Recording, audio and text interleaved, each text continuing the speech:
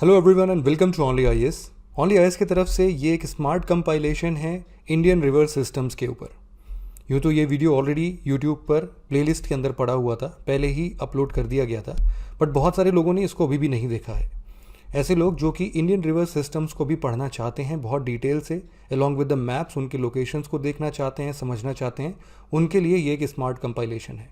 आप इसके थ्रू इस पूरे वीडियो को देखते हुए इंडियन रिवर सिस्टम्स को बहुत अच्छे तरीके से समझ सकते हो। जो इस बार की यूपीएससी प्रीलिम्स में बहुत तेजी से लगा हुआ है उसको क्लियर करने के लिए, वो इस वीडियो कंपाइलेशन को जरूर से देखें, बहुत अच्छा रिवीजन हो सकता है। तो चलिए फिर डिस्कशन स्टार्ट करते हैं।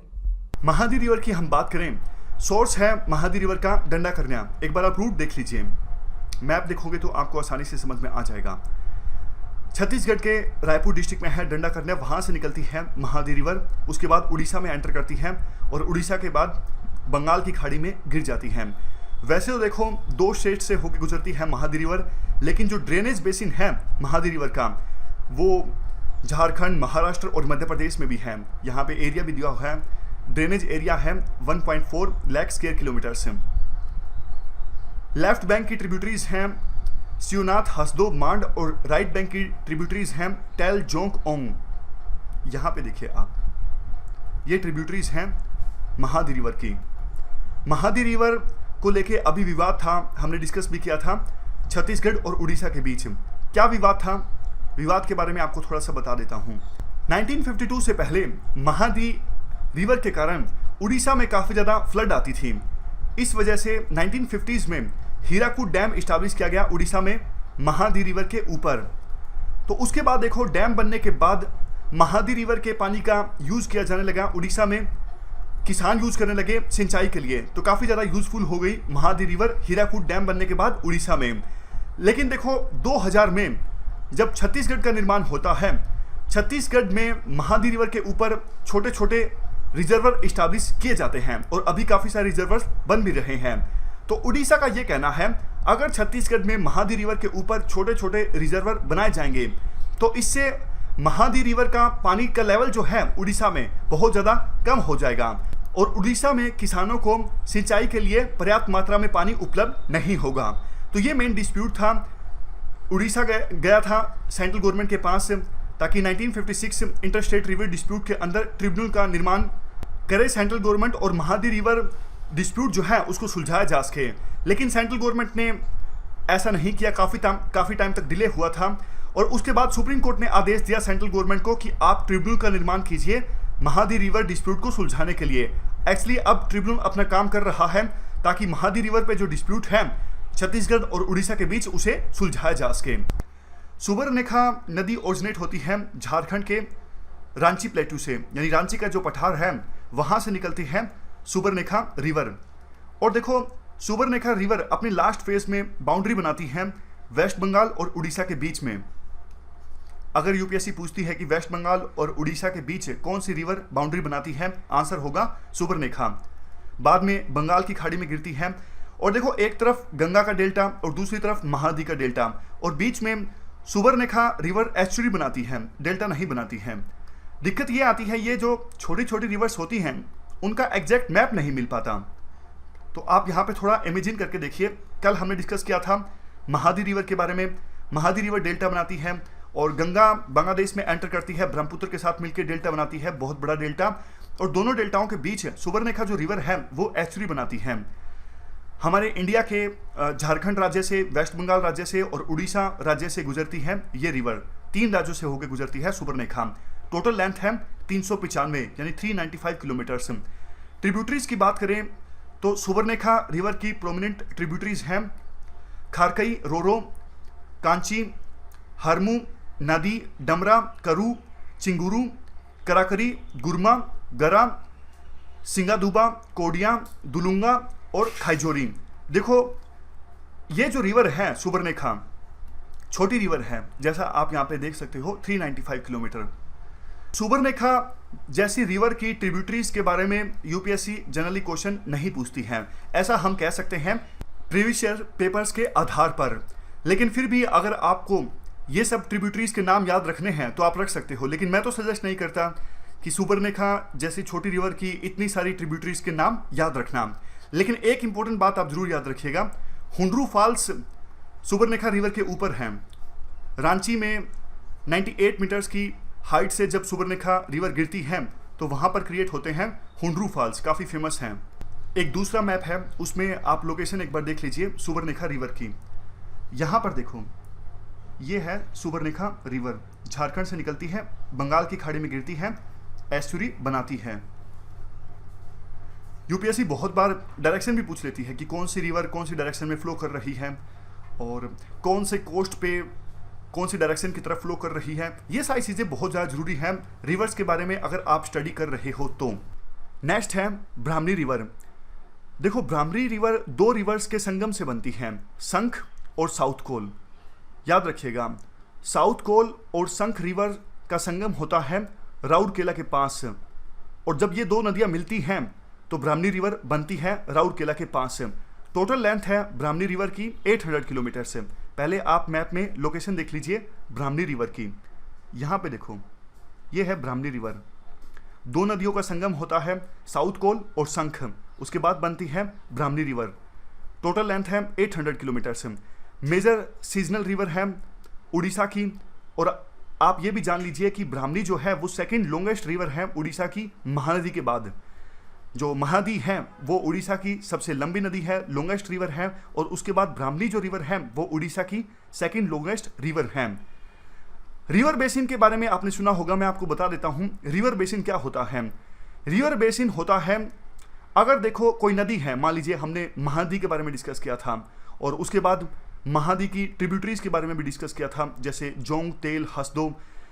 कोई नदी और उसकी ट्रिब्यूटरीज के द्वारा जितने भी लैंड को ड्रेन किया जाता है यानी सींचा जाता है, वो है उस नदी का बेसिन यानी रिवर बेसिन। फिर से बोलता हूं, किसी नदी या फिर उसकी ट्रिब्यूटरीज के द्वारा जितने भी लैंड को सींचा जाता है, ड्रेन किया जाता है, वो लैंड होगा उस रिवर का रिवर बेसिन यानी बेसिन। तो अब अभी हम यहां पे बात कर रहे थे ब्राह्मणी रिवर की। ब्राह्मणी रिवर के बेसिन के नॉर्थ में है छोटा नागपुर प्लेट्यू, और ब्राह्मणी रिवर के बेसिन के वेस्ट और साउथ में है महानदी रिवर का बेसिन, और ईस्ट में है बे ऑफ बंगाल बेसिन। मैप में देखिए, आपको आसानी से समझ में आ जाएगा। ये है ब्राह्मणी रिवर। नॉर्थ में है छोटा नागर प्लेट्यू, वेस्ट और साउथ में है महानदी रिवर का बेसिन, महानदी रिवर के बारे में हमने डिस्कस किया था, और ईस्ट में है बे ऑफ बंगाल यानी बंगाल की खाड़ी। तो ब्राह्मणी रिवर का जो बेसिन है वो फ्लो करता है झारखंड से, छत्तीसगढ़ से और उड़ीसा से। अंत में बंगाल की खाड़ी में गिरती है ब्राह्मणी रिवर। महानदी रिवर और बैतरनी रिवर के साथ मिलके एक बहुत बड़ा डेल्टा बनाती है, उससे पहले कि ब्राह्मणी रिवर बंगाल की खाड़ी में गिरे। तो ये काफ़ी इंपॉर्टेंट इन्फॉर्मेशन थी, आप याद रखिएगा ब्राह्मणी रिवर के बारे में। एक और भी चीज़ वैसे आप याद रखिएगा, रेंगाली डैम जो कि उड़ीसा में है वो ब्राह्मणी रिवर के ऊपर है। रेंगाली डैम अंगुल से 70 किलोमीटर दूर है और देवगढ़ उड़ीसा से 65 किलोमीटर से दूर है। ब्राह्मणी रिवर के ऊपर है रेंगाली डैम। रेंगाली डैम के अलावा ब्राह्मणी रिवर के ऊपर एक समल बैरेज भी है। कहाँ पर? कल्चर से पहले। इरिगेशन प्रोजेक्ट्स के बारे में भी यहाँ पे लिखा गया है जो बहुत ज़्यादा इंपॉर्टेंट नहीं है, जैसे जोकाडिया और जेनापुर एनिकट्स, ये इरिगेशन प्रोजेक्ट्स हैं ब्राह्मणी रिवर पर। बैतरनी रिवर, लोकेशन आप देख लीजिए एक बार बैतरनी रिवर की। इंपॉर्टेंट ईस्ट फ्लोइंग रिवर है, उड़ीसा की 6 इंपॉर्टेंट रिवर्स में से एक है। ओरिजिनेट कहाँ से होती है? क्योंझार डिस्ट्रिक्ट है उड़ीसा में, वहाँ पर गुप्ता गंगा हिल्स हैं मनकरंचो विलेज के पास। तो 900 मीटर की ऊंचाई से ओरिजिनेट होती है बैतरनी रिवर गुप्ता गंगा हिल्स से उड़ीसा के क्योंझार डिस्ट्रिक्ट में, और गुप्ता गंगा हिल्स जो है वो मनकरंचो विलेज के पास हैं। हम बेसिन्स की बात करें तो देखो, बैतरनी रिवर के साउथ और वेस्ट में ब्राह्मणी रिवर का बेसिन है। ब्राह्मणी रिवर को हमने डिस्कस किया था। यहाँ पे देखो, साउथ में और वेस्ट में है ब्राह्मणी रिवर का बेसिन, नॉर्थ में है सुबर्णरेखा रिवर का बेसिन, और ईस्ट में है बे ऑफ बंगाल और बुराबलंग रिवर का बेसिन। तो ये तो हमने बात की कि कौन सी रिवर का बेसिन है बैतरनी रिवर के नॉर्थ, ईस्ट, साउथ और वेस्ट में। बैतरनी रिवर की टोटल लेंथ है 355 किलोमीटर यानी 355 किलोमीटर से। और देखो, बैतरनी रिवर के एलिवेशन में काफ़ी चेंज आता है। कहीं कहीं तो 367 मीटर की ऊंचाई पर रूट है बैतरनी रिवर का, और कहीं कहीं 28 मीटर्स की ऊंचाई पर भी रूट है बैतरनी रिवर का। फ्लडिंग काफ़ी ज़्यादा आती है बैतरनी रिवर के बेसिन में। स्टेट वाइज डिस्ट्रीब्यूशन की बात करें हम कैचमेंट एरिया के संदर्भ में, झारखंड में बैतरनी रिवर का कैचमेंट एरिया है 736 स्क्वायर किलोमीटर्स, जो कि 6.7% है बैतरनी रिवर के टोटल कैचमेंट एरिया का। और उड़ीसा में बैतरनी रिवर का कैचमेंट एरिया है 10,246 स्क्वायर किलोमीटर्स, जो कि है 93.3%। तो ये इंफॉर्मेशन आप बैतरनी रिवर के बारे में याद रखिएगा। नेक्स्ट है दामोदर रिवर। आप पहले रूट देख लीजिए दामोदर रिवर का। ईस्ट फ्लोइंग रिवर है, यहाँ पर है देखो दामोदर रिवर, यहाँ पर आपको आसानी से दिख जाएगी दामोदर रिवर। आप स्क्रीन पे देख सकते हो। बराकर जो रिवर है वो ट्रिब्यूटरी है दामोदर रिवर की। अब डिटेल्स की बात करते हैं। दामोदर रिवर देखो ओरिजिनेट होती है छोटा नगर प्लेट्यू से, उसके बाद रिफ्ट वैली में फ्लो करती है दामोदर रिवर। और ये रिफ्ट वैली जिसमें दामोदर रिवर फ्लो करती है, बहती है, इसमें बहुत सारे मिनरल रिसोर्सेज हैं, इसीलिए लार्ज स्केल माइनिंग होती है और बहुत सारी इंडस्ट्रियल एक्टिविटीज़ होती हैं। वैसे दामोदर रिवर झारखंड से होकर गुजरती है और वेस्ट बंगाल से होकर गुजरती है। दामोदर रिवर को दामोदा नाम से भी जाना जाता है। दामू का अर्थ है होली यानी पवित्र, और दा का अर्थ है वाटर यानी पवित्र पानी। काफ़ी सारी ट्रिब्यूटरीज और सब ट्रिब्यूटरीज हैं दामोदर रिवर की। बराकार जो मैंने आपको मैप में दिखाई, उसके बाद कोनार, बोकारो, हाहारू। बराकर एक काफ़ी इंपॉर्टेंट ट्रिब्यूटरी है दामोदर की। बराकर जो मैंने आपको पहले भी दिखाई थी, ये देखो यहाँ पर, ये है तिलैया, कोनार और तेनू घाट। दामोदर रिवर की रिफ्ट वैली में बहुत सारे डैम बनाए गए हैं हाइड्रो इलेक्ट्रिक पावर प्रोड्यूस करने के लिए। और देखो दामोदर रिवर की रिफ्ट वैली को रोअर ऑफ इंडिया के नाम से जाना जाता है। ये जो वैली है रोअर वैली, ये जर्मनी में है और इस वैली में बहुत सारे नेचुरल रिसोर्सेज हैं और ये वैली जर्मनी के लिए बहुत ज़्यादा इंपॉर्टेंट है, रूर वैली। उसी प्रकार से दामोदर रिवर की रिफ्ट वैली में भी बहुत सारे नेचुरल रिसोर्सेज हैं और काफ़ी इंपॉर्टेंट है इंडिया के लिए। पहला जो डैम बनाया गया था वो दामोदर रिवर की ट्रिब्यूटरी बराकर रिवर के ऊपर बनाया गया था। पहले तो देखो बहुत सारी बाढ़ आती थी दामोदर रिवर के कारण, इस वजह से दामोदर रिवर को सोरो ऑफ बंगाल के नाम से जाना जाता था। लेकिन अब तो बहुत सारे डैम्स बनाए गए हैं, इस वजह से जो पानी है उसका यूटिलाइजेशन हो जाता है। दामोदर रिवर हुगली रिवर से मिलती है कोलकाता से 48 किलोमीटर से दूर और टोटल लेंथ है दामोदर रिवर की 541 किलोमीटर्स। आप एक क्वेश्चन का भी आंसर दीजिए, इनमें से कौन सी रिवर ईस्ट फ्लोइंग रिवर है? पहला ऑप्शन है सुबर्णरेखा, दूसरा ऑप्शन दामोदर, तीसरा महानदी। तीनों रिवर्स के बारे में हम डिस्कस कर चुके हैं। आप बताइए इनमें से कौन सी जो नदी है वो ईस्ट फ्लोइंग रिवर है? सोच लिया? इसका आंसर होगा डी, यानी तीनों की तीनों जो ये रिवर्स हैं वो ईस्ट फ्लोइंग रिवर्स हैं। नेक्स्ट है गोदावरी रिवर। गोदावरी रिवर देखो पेनिनसुलर इंडिया का लार्जेस्ट रिवर सिस्टम है। इसे दक्षिण की गंगा के नाम से भी जाना जाता है। गोदावरी रिवर का जो बेसिन है वो कई सारे राज्यों में फैला हुआ है, जैसे महाराष्ट्र, आंध्र प्रदेश, छत्तीसगढ़, उड़ीसा, इवन मध्य प्रदेश, कर्नाटक और पुडुचेरी के भी छोटे इलाकों में।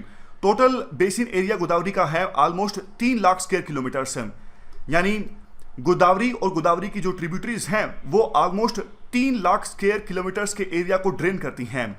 हम बात करें गोदावरी रिवर के बेसिन के आसपास कौन कौन सी हिल्स हैं, आप एक बार लोकेशन देख लीजिए गोदावरी रिवर की। यहाँ पे देखो, ये रूट मैप है गोदावरी रिवर का। निकलती कहाँ से है? नासिक में त्रिंबकेश्वर से निकलती है और उसके बाद बंगाल की खाड़ी में गिरती है गोदावरी रिवर। हिल्स की हम बात कर रहे थे आसपास। गोदावरी रिवर का जो बेसिन है उसके नॉर्थ में है सतमाला हिल्स और अजंता रेंज और महादेव हिल्स। यहाँ पर देखो गोदावरी रिवर बेसिन के नॉर्थ में है सतमाला हिल्स, अजंता रेंज और महादेव हिल्स। उसके बाद ईस्ट में है ईस्टर्न घाट और साउथ में भी ईस्टर्न घाट है, वेस्ट में वेस्टर्न घाट है। सिंपल है, वेस्ट में है वेस्टर्न घाट, ईस्ट और साउथ में है ईस्टर्न घाट। उसके बाद देखो जैसा हमने डिस्कस किया गोदावरी रिवर निकलती कहाँ से है? त्रिंबकेश्वर से। कहाँ पे है? नासिक डिस्ट्रिक्ट में है, महाराष्ट्र के।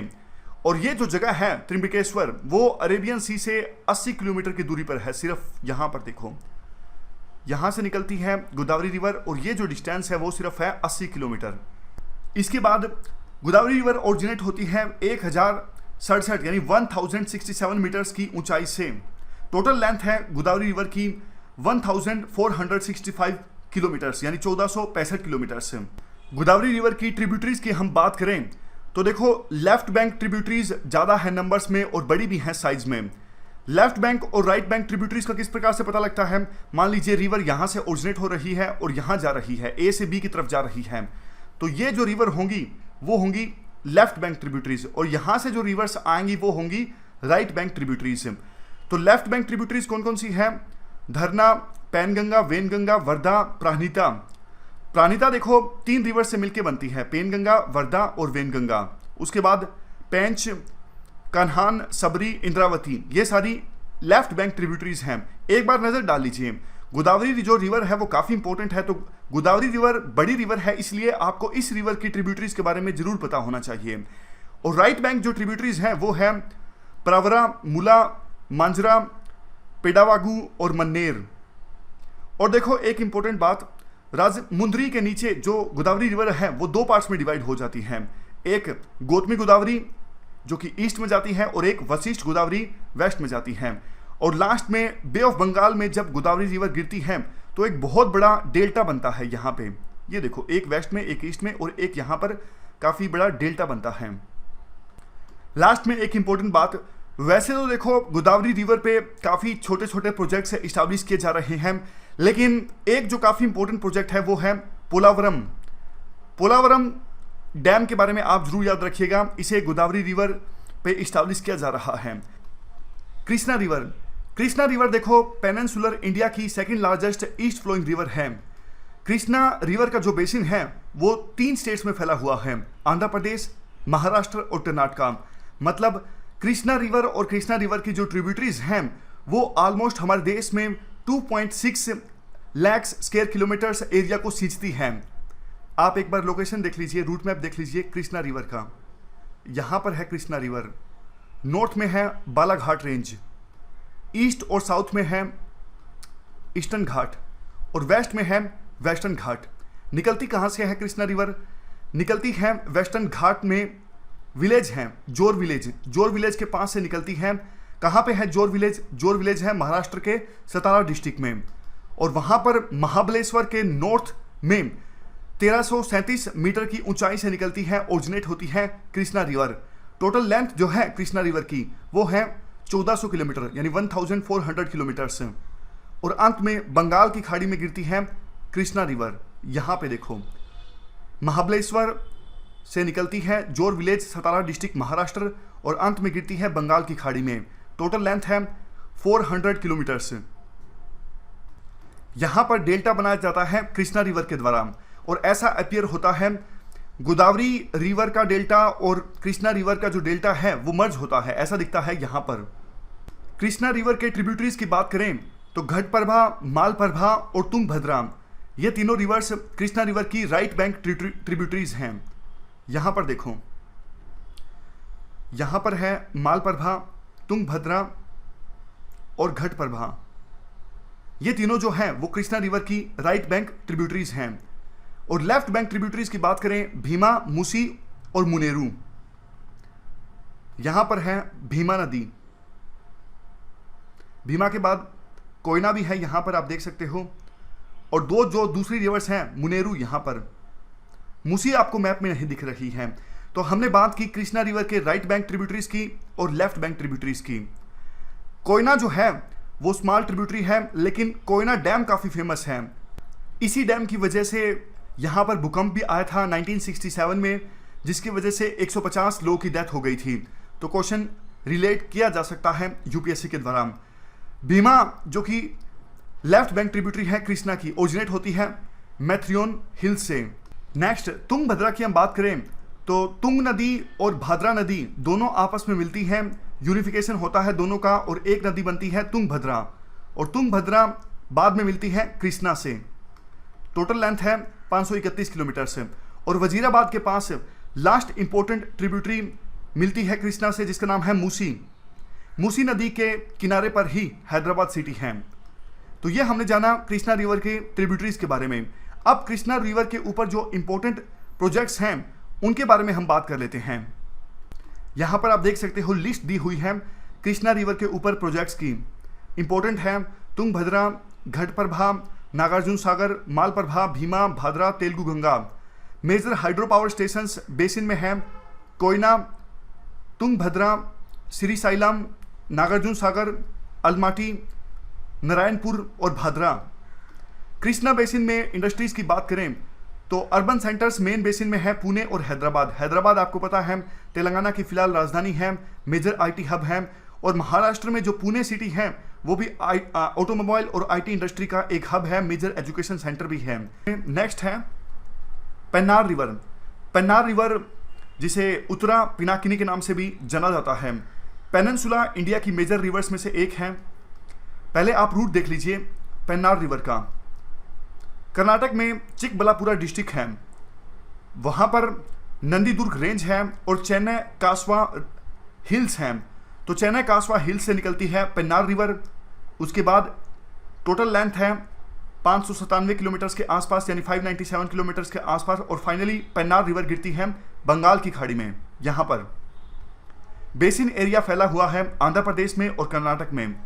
55,000 स्क्वायर किलोमीटर्स के आसपास बेसिन एरिया है पेन्नार रिवर का। पेन्नार रिवर के नॉर्थ में है इरामाला रेंज।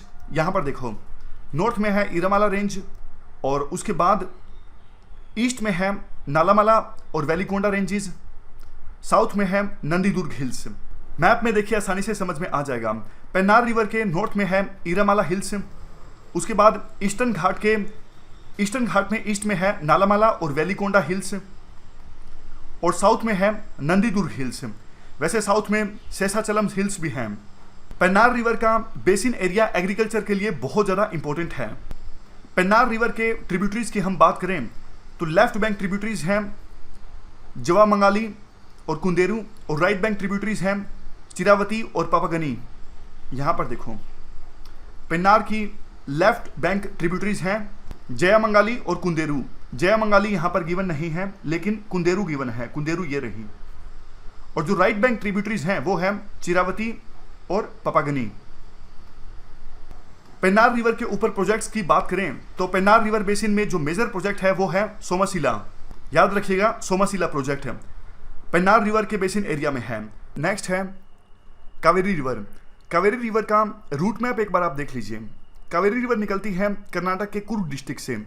यहाँ पर ब्रह्मगिरी रेंज है और ब्रह्मगिरी रेंज में ताल कावेरी जो कि 1341 मीटर की हाइट पर है, वहाँ से ओरिजिनेट होती है कावेरी रिवर और बंगाल की खाड़ी में गिरती है। टोटल लेंथ है कावेरी रिवर की 800 किलोमीटर से। कर्नाटक और तमिलनाडु के बीच विवाद की वजह से हमने काफ़ी बार डिस्कस किया है कावेरी रिवर को। जो बेसिन एरिया है कावेरी रिवर का वो कर्नाटक, तमिलनाडु, केरल और पुडुचेरी तक फैला हुआ है। देखो वैसे तो कावेरी रिवर दो ही स्टेट से होकर गुजरती है, एक कर्नाटक से और तमिलनाडु में। लेकिन जैसे कि मैंने आपको पहले भी बताया था, बेसिन एरिया वो एरिया होता है किसी भी रिवर और उसकी डिस्ट्रीब्यूटरीज मिलके जिस एरिया को खींचती हैं वो उस रिवर का बेसिन एरिया होता है।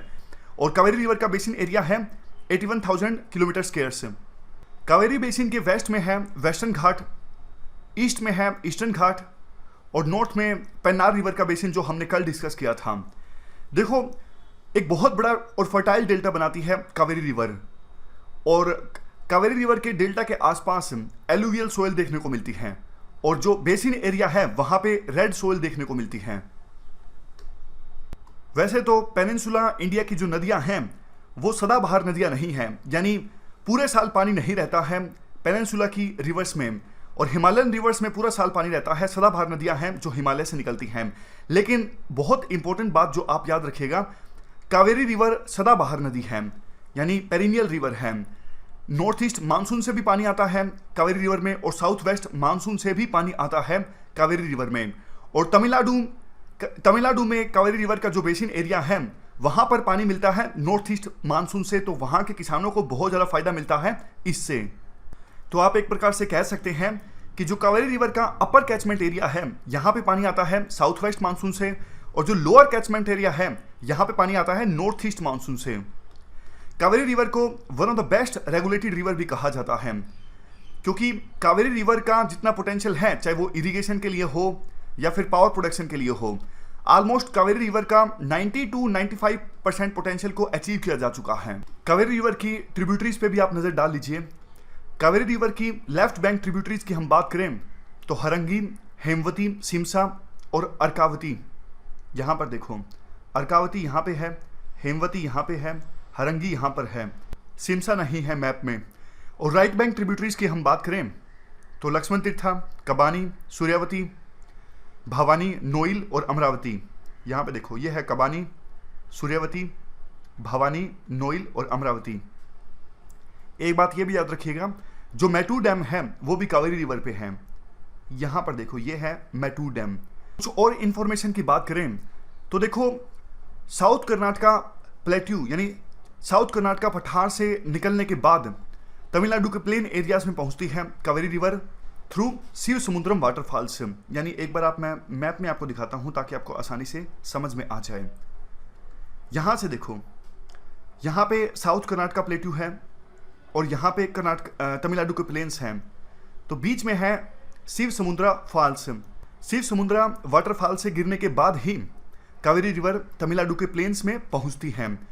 मैटूर डैम मैंने आपको बताया कावेरी रिवर के ऊपर है। इसके अलावा कर्नाटक में कृष्ण राज सागर प्रोजेक्ट भी कावेरी रिवर के ऊपर है।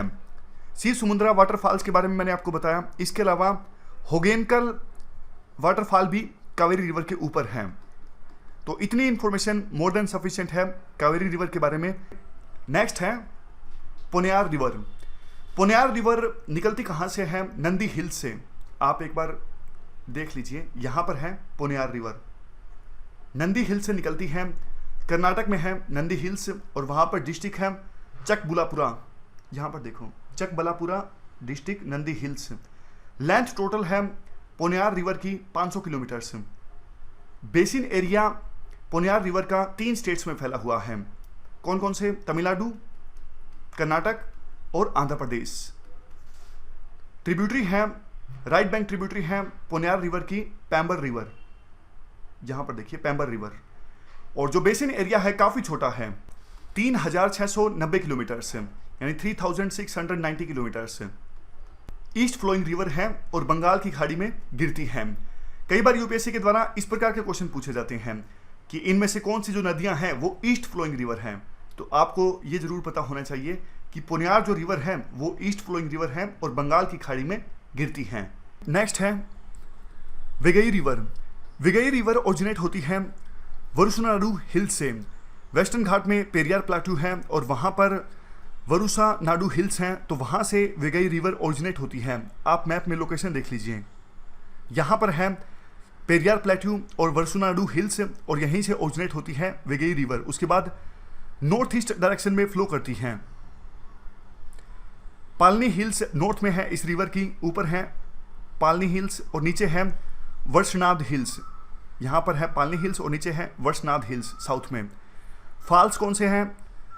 वट्टापराई फॉल्स लोकेटेड है इस रिवर पे, वेगई रिवर पे। वट्टापराई वेगई रिवर की टोटल लेंथ है 258 किलोमीटर्स, 258 किलोमीटर्स। और वेगई रिवर का टोटल बेसिन एरिया है 7741 किलोमीटर, 7741। और देखो, वेगई रिवर का जो बेसिन एरिया है वो कावेरी रिवर के बेसिन एरिया से नीचे है। यहाँ पर देखो, वेगई रिवर के ऊपर कावेरी रिवर का बेसिन एरिया है और वेगई रिवर का बेसिन एरिया कितना है? 7741 स्क्वायर किलोमीटर से। यानी वेगई रिवर और वेगई रिवर की जो ट्रिब्यूटरीज हैं वो ऑलमोस्ट 7741 स्क्वायर किलोमीटर से एरिया को सींचती हैं, यानी ड्रेन करती हैं। वेगई रिवर का बेसिन एरिया सिर्फ तमिलनाडु में है। यहाँ पर देखो, सिर्फ तमिलनाडु में है वेगई रिवर का बेसिन एरिया। ट्रिब्यूटरीज की बात करें तो वैसे देखो, वेगई रिवर की ट्रिब्यूटरीज आपको याद रखने की आवश्यकता है नहीं, क्योंकि वेगई रिवर काफ़ी छोटी रिवर है, लेंथ है सिर्फ 258 किलोमीटर से। लेकिन एक बार सिर्फ नज़र डाल लीजिए, सुरुली यारू, उसके बाद है रिवर मुलई यारू, उसके बाद है रिवर वारा गानाडी और उसके बाद रिवर मंजलारू और सबसे लास्ट में रिवर क्रीधुमाल। ये सारी ट्रिब्यूटरीज हैं वेगई रिवर की। ये सारी ट्रिब्यूटरीज, अगर हम क्रीधुमाल ट्रिब्यूटरी को छोड़ दें, बाकी जो ट्रिब्यूटरीज हैं वेगई रिवर की वो वेगई रिवर को ज्वाइन करती हैं वेगई डैम के पास से। और क्रीधुमाल जो रिवर है, जो ट्रिब्यूटरी है, वो वेगई रिवर को ज्वाइन करती है मदुरई में। और एक बात ये भी याद रखिएगा, वेगई रिवर जो है, वेगई जो डैम है वो है तमिलनाडु के थेनी डिस्ट्रिक्ट में। थेनी डिस्ट्रिक्ट में है। न्यूट्रिनो से संबंधित जो प्रोजेक्ट है जिसपे कंट्रोवर्सी है वो भी थेनी डिस्ट्रिक्ट में है, बोधी हिल्स में है तमिलनाडु के। और वेगई रिवर पे जो डैम है वो भी थेनी डिस्ट्रिक्ट में है। नेक्स्ट है रुशिकुल्या रिवर। आप एक बार रूट मैप देख लीजिए रुशिकुल्या रिवर का। रुशिकुल्या रिवर ओरिजिनेट होती है उड़ीसा में। उड़ीसा में कंधमाल डिस्ट्रिक्ट है और वहाँ पे दरिंगबाड़ी हिल्स हैं। दरिंगबाड़ी हिल्स हैं ईस्टर्न घाट में, और वहाँ पर 1000 मीटर की हाइट से ओरिजिनेट होती है रुशिकुल्या रिवर। और गिरती कहाँ पर है? बंगाल की खाड़ी में। बंगाल की खाड़ी में गंजम जगह है, वहाँ पर गिरती है रुशिकुल्या रिवर। टोटल लेंथ है रुशिकुल्या रिवर की 165 किलोमीटर्स। और देखो जहाँ से ये रिवर ओरिजिनेट होती है दरिंगबाड़ी हिल्स, उस जगह को कश्मीर ऑफ उड़ीसा भी कहा जाता है। रुशिकुल्या रिवर उड़ीसा की मेजर रिवर्स में से एक है। ट्रिब्यूटरीज की बात करें, रुशिकुल्या रिवर्स की ट्रिब्यूटरीज हैं भगुआ, धनई और बड़ा नदी। डेल्टा नहीं बनाती, ये भी याद रखिएगा रुशिकुल्या रिवर। कई बार यूपीएससी छोटे छोटे फैक्ट्स पे भी फोकस करती है, क्या डेल्टा बनाती है या नहीं बनाती। रुशिकुल्या रिवर नहीं बनाती, याद रखिएगा। यहाँ पे देखो बहुत इंपॉर्टेंट फैक्ट ये है कि ओलिव रिडले टर्टल्स नेस्टिंग के लिए आते हैं रुशिकुल्या रिवर के पास। गंजम जो बीच है वहाँ पर जो ओलिव रिडले टर्टल्स हैं वो हैचिंग के लिए आते हैं। बात करें हम ओलिव रिडले टर्टल्स की तो वार्म वाटर्स यानी पैसिफिक, अटलांटिक और इंडियन ओशन के गर्म पानी में मिलते हैं ओलिव रिडले। अगर यूपीएससी पूछे क्या ओलिव रिडले टर्टल्स सिर्फ इंडियन ओशन में मिलते हैं, गलत हो जाएगा। इंडियन ओशन में, अटलांटिक ओशन में और पैसिफिक ओशन के गर्म पानी में मिलते हैं ओलिव रिडले टर्टल्स। आईयूसीएन की रेड लिस्ट के हिसाब से इंडेंजर्ड कैटेगरी में आते हैं। उड़ीसा में गंजम के पास जो बीच है वहाँ पर मास नेस्टिंग की जाती है इन ओलिव रिडले टर्टल्स के द्वारा, यानी सिंक्रोनाइज्ड वे में। ये देखो थोड़े थोड़े डिस्टेंस के बाद अंडे दिए, उसके बाद हैचिंग की जाती है। तो इसीलिए इस मास नेस्टिंग की प्रोसेस को एरी बड़ा बड़ा के नाम से भी जाना जाता है। तो ये हमने पूरी इंफॉर्मेशन डिस्कस की रुशिकुल्या रिवर के बारे में। नेक्स्ट है पेरियार रिवर। पेरियार रिवर की टोटल लेंथ है 244 किलोमीटर है, 244 किलोमीटर्स है। एक बार आप लोकेशन देख लीजिए पेरियार रिवर की। ये केरला का मैप है और वेस्ट फ्लोइंग रिवर है पेरियार रिवर। केरला और तमिलनाडु के बॉर्डर से ओरिजिनेट होती है, उसके बाद नॉर्थ वेस्ट डायरेक्शन में मूव करती हैं। यहाँ पर देखिए टोटल पेरियार रिवर का बेसिन है 5398 किलोमीटर्स का। और ज़्यादातर जो पेरियार रिवर का बेसिन है वो सेंट्रल केरला में है। वैसे रिवर सींचती है केरला के इडुक्की डिस्ट्रिक्ट को, इरानकुलम डिस्ट्रिक्ट को और थ्रीसर डिस्ट्रिक्ट को, और तमिलनाडु के कोयम्बटूर डिस्ट्रिक्ट को भी सींचती है पेरियार रिवर। सोर्स क्या है पेरियार रिवर का? सोर्स है शिवागिरी हिल्स, सुंदरमाला, तमिलनाडु। ये सोर्स है शिवागिरी हिल्स, सुंदरमाला, तमिलनाडु। 1830 मीटर की ऊंचाई से ओरिजिनेट होती है पेरियार रिवर। और गिरती कहाँ पर है? अरेबियन सी में। यहाँ पर देखो अरेबियन सी में गिरती है पेरियार रिवर। पेरियार रिवर केरला की लॉन्गेस्ट रिवर है और ऐसी रिवर है केरला की जिसके पास लार्जेस्ट डिस्चार्ज पोटेंशियल है। केरला में एक बड़े रीजन को ड्रिंकिंग वाटर प्रोवाइड करती है ये रिवर, और केरला की इकोनॉमी के लिए भी पेरियार रिवर बहुत ही ज़्यादा इंपॉर्टेंट है। इडुक्की डैम पेरियार रिवर पर है। अगर यूपीएससी पूछती है कि इडुक्की डैम कौन सी रिवर पर है, आंसर होगा पेरियार रिवर पर। इसके अलावा देखो पेरियार रिवर पर एक पेरियार लेक भी है, मतलब रिजर्वर बनाया जाता है और उस रिजर्वर से ही आर्टिफिशियल लेक बनती है जिसका नाम है पेरियार लेक। और उस लेक के चारों ओर पेरियार वाइल्ड लाइफ सेंचुरी भी है। हम बात करें पेरियार रिवर की ट्रिब्यूटरीज की। ट्रिब्यूटरीज देखो बहुत ज़्यादा इंपॉर्टेंट नहीं है लेकिन फिर भी आपको बता देता हूँ। मेजर ट्रिब्यूटरीज पेरियार रिवर्स की इस प्रकार से हैं: मुथिरा पुझा, मुलायर रिवर, और उसके बाद चिरुथोनी रिवर, पेरिन जनकुट्टी रिवर, और 5वें नंबर पे एडामाला रिवर। माइनर ट्रिब्यूटरीज आपको बिल्कुल भी याद रखने की आवश्यकता नहीं है पेरियार रिवर की। नेक्स्ट है पेंबा रिवर। पेंबा रिवर केरला की थर्ड लॉन्गेस्ट रिवर है पेरियार और भारतापुजा के बाद। ओरिजिनेट कहाँ से होती है Periyar river? Periyar river originate होती है वेस्टर्न घाट में पीरूमेडू प्लेटू है, यानी पीरूमेडू पठार है, और उस पठार में पुला चिमलाई हिल्स हैं, पुला चमलाई हिल्स। वहाँ पर 1650 मीटर्स की हाइट से ओरिजिनेट होती है पेंबा रिवर। टोटल लेंथ है पेंबा रिवर की 176 किलोमीटर्स। और गिरती कहाँ पर है? गिरती है वेम्बांड लेक में। यहाँ पर आप लोकेशन देख लीजिए, यहाँ पर है वेमनाड लेक और यहाँ से ओरिजिनेट होती है पेम्बा रिवर। टोटल लेंथ है 176 किलोमीटर से। सबरीमाला टेम्पल जो है वो पेम्बा रिवर के किनारे पर है। सबरीमाला टेम्पल कौन से भगवान का है? लॉर्ड अयप्पा का। इसके अलावा इस रिवर को दक्षिण भागीरथी के नाम से भी जाना जाता है और रिवर बारिश के नाम से भी जाना जाता है। ओल्ड एपिक्स में पेम्बा जो थे वो लॉर्ड ब्रह्मा की डॉटर थी, जिनकी शादी बाद में भगवान शिव से होती है। उसके बाद देखो सबरीमाला टेम्पल के अलावा जो अंजना टेम्पल है वो भी इसी नदी के किनारे पर है। कौन से एरिया को सिंचती है ये रिवर? केरला में 2 जिले आलपुझा और पथानमथिट्टा, इन 2 डिस्ट्रिक्ट्स को सिंचती है केरला में पेम्बा रिवर। इसके अलावा वहाँ पर एक काफ़ी इंपॉर्टेंट कुतनाड राइस कल्टीवेटिंग एरिया है। इस राइस कल्टीवेटिंग एरिया के लिए सिंचाई का पानी उपलब्ध करवाती है पेम्बा रिवर। और लास्ट में पेम्बा रिवर की ट्रिब्यूटरीज की बात करें, देखो पेम्बा रिवर की जो लेंथ है वो बहुत ही ज़्यादा छोटी है, 176 किलोमीटर से। जो ये 200-300 किलोमीटर की जो नदियां हैं ना, इनकी ट्रिब्यूटरीज आपको याद रखने की आवश्यकता नहीं है। थोड़ी बड़ी नदियां, फॉर एग्जांपल जिनकी लेंथ 500-600 किलोमीटर के आसपास है, उन नदियों की ट्रिब्यूटरीज आप याद रख सकते हो। फिर भी मैंने स्लाइड्स में यहाँ पर लिख दी हैं, लेकिन याद रखने की आपको आवश्यकता नहीं है। नेक्स्ट है महादाई रिवर या फिर मांडवी रिवर। गोवा में देखो 2 रिवर्स काफ़ी इंपॉर्टेंट है, एक महादाई रिवर और दूसरी जुआरी रिवर। बात करते हैं महादाई रिवर की। महादाई रिवर जो है वो वेस्ट फ्लोइंग रिवर है। यहाँ पर देखो वेस्ट फ्लोइंग रिवर है। ओरिजिनेट कहाँ से होती है? ओरिजिनेट होती है कर्नाटक से और उसके बाद मूव करती है गोवा में। तो 2 स्टेट से होके गुजरती है महादाई रिवर। वैसे जो बेसिन एरिया है वो 3 स्टेट्स में फैला हुआ है। बेसिन एरिया गोवा कर्नाटक के अलावा महाराष्ट्र में भी फैला हुआ है। ओरिजिनेट कहाँ से होती है महादाई रिवर? महादाई रिवर निकलती है यानी ओरिजिनेट होती है वेस्टर्न घाट में। कर्नाटक में एक गांव है दिया गांव विलेज, जो कि है बेलगावी डिस्ट्रिक्ट में। यहाँ से ओरिजिनेट होती है महादाई रिवर। पिछले दिनों महादाई रिवर के पानी के डिवीजन को लेके काफ़ी ज़्यादा डिस्प्यूट सुर्खियों में रहा था कर्नाटक और गोवा के बीच में। वैसे चूंकि जो बेसिन एरिया है महादाई रिवर का वो महाराष्ट्र में भी है, इसलिए महाराष्ट्र भी स्टेक होल्डर है महादाई रिवर को लेके जो डिस्प्यूट है। और ज़्यादा डिटेल्स की बात करें, महादाई रिवर की टोटल लेंथ जो है वो है 77 किलोमीटर्स, जिसमें 29 किलोमीटर महादाई रिवर जो है वो कर्नाटक से होकर गुजरती है और बाकी 52 किलोमीटर्स जो महादाई रिवर का रूट है वो गोवा में है। कर्नाटक में महादाई रिवर का कैचमेंट एरिया है 2032 किलोमीटर स्क्वायर से। कैचमेंट एरिया मतलब वो एरिया जहाँ से रिवर नेचुरली वाटर को कलेक्ट करती है और बाद में आगे लेके चलती है। गोवा में महादाई रिवर का जो कैचमेंट एरिया है वो है 1580 किलोमीटर स्क्वायर से।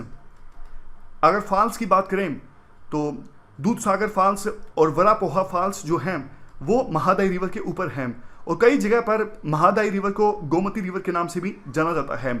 मांडवी और जुआरी रिवर्स जैसे मैंने आपको बताया गोवा की 2 मोस्ट इंपॉर्टेंट रिवर्स हैं और दोनों रिवर्स मिल जाती हैं। यहाँ पर देखिए Mandovi river joins with the Zuari river at a common point जिसका नाम है काबो अगुआडा। पणजी जो अभी फिलहाल कैपिटल है यानी राजधानी है गोवा की, और ओल्ड गोवा जो कि गोवा की पुरानी राजधानी है, दोनों जो सिटीज़ हैं वो मांडवी रिवर के लेफ्ट बैंक पे हैं।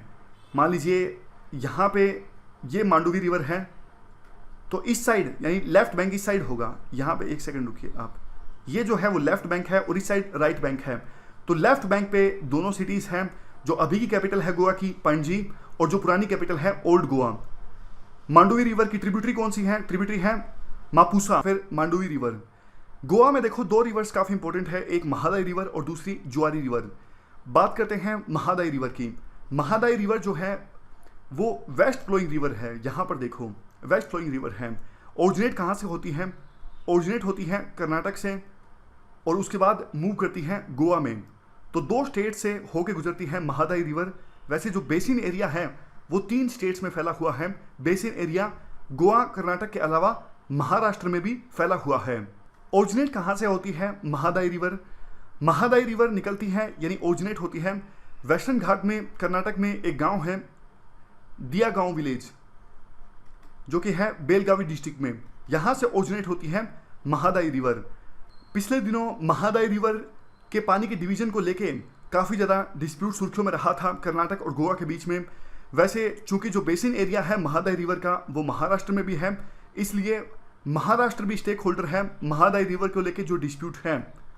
और ज़्यादा डिटेल्स की बात करें, महादाई रिवर की टोटल लेंथ जो है वो है 77 किलोमीटर्स, जिसमें 29 किलोमीटर महादाई रिवर जो है वो कर्नाटक से होकर गुजरती है और बाकी 52 किलोमीटर्स जो महादाई रिवर का रूट है वो गोवा में है। कर्नाटक में महादाई रिवर का कैचमेंट एरिया है 2032 किलोमीटर स्क्वायर।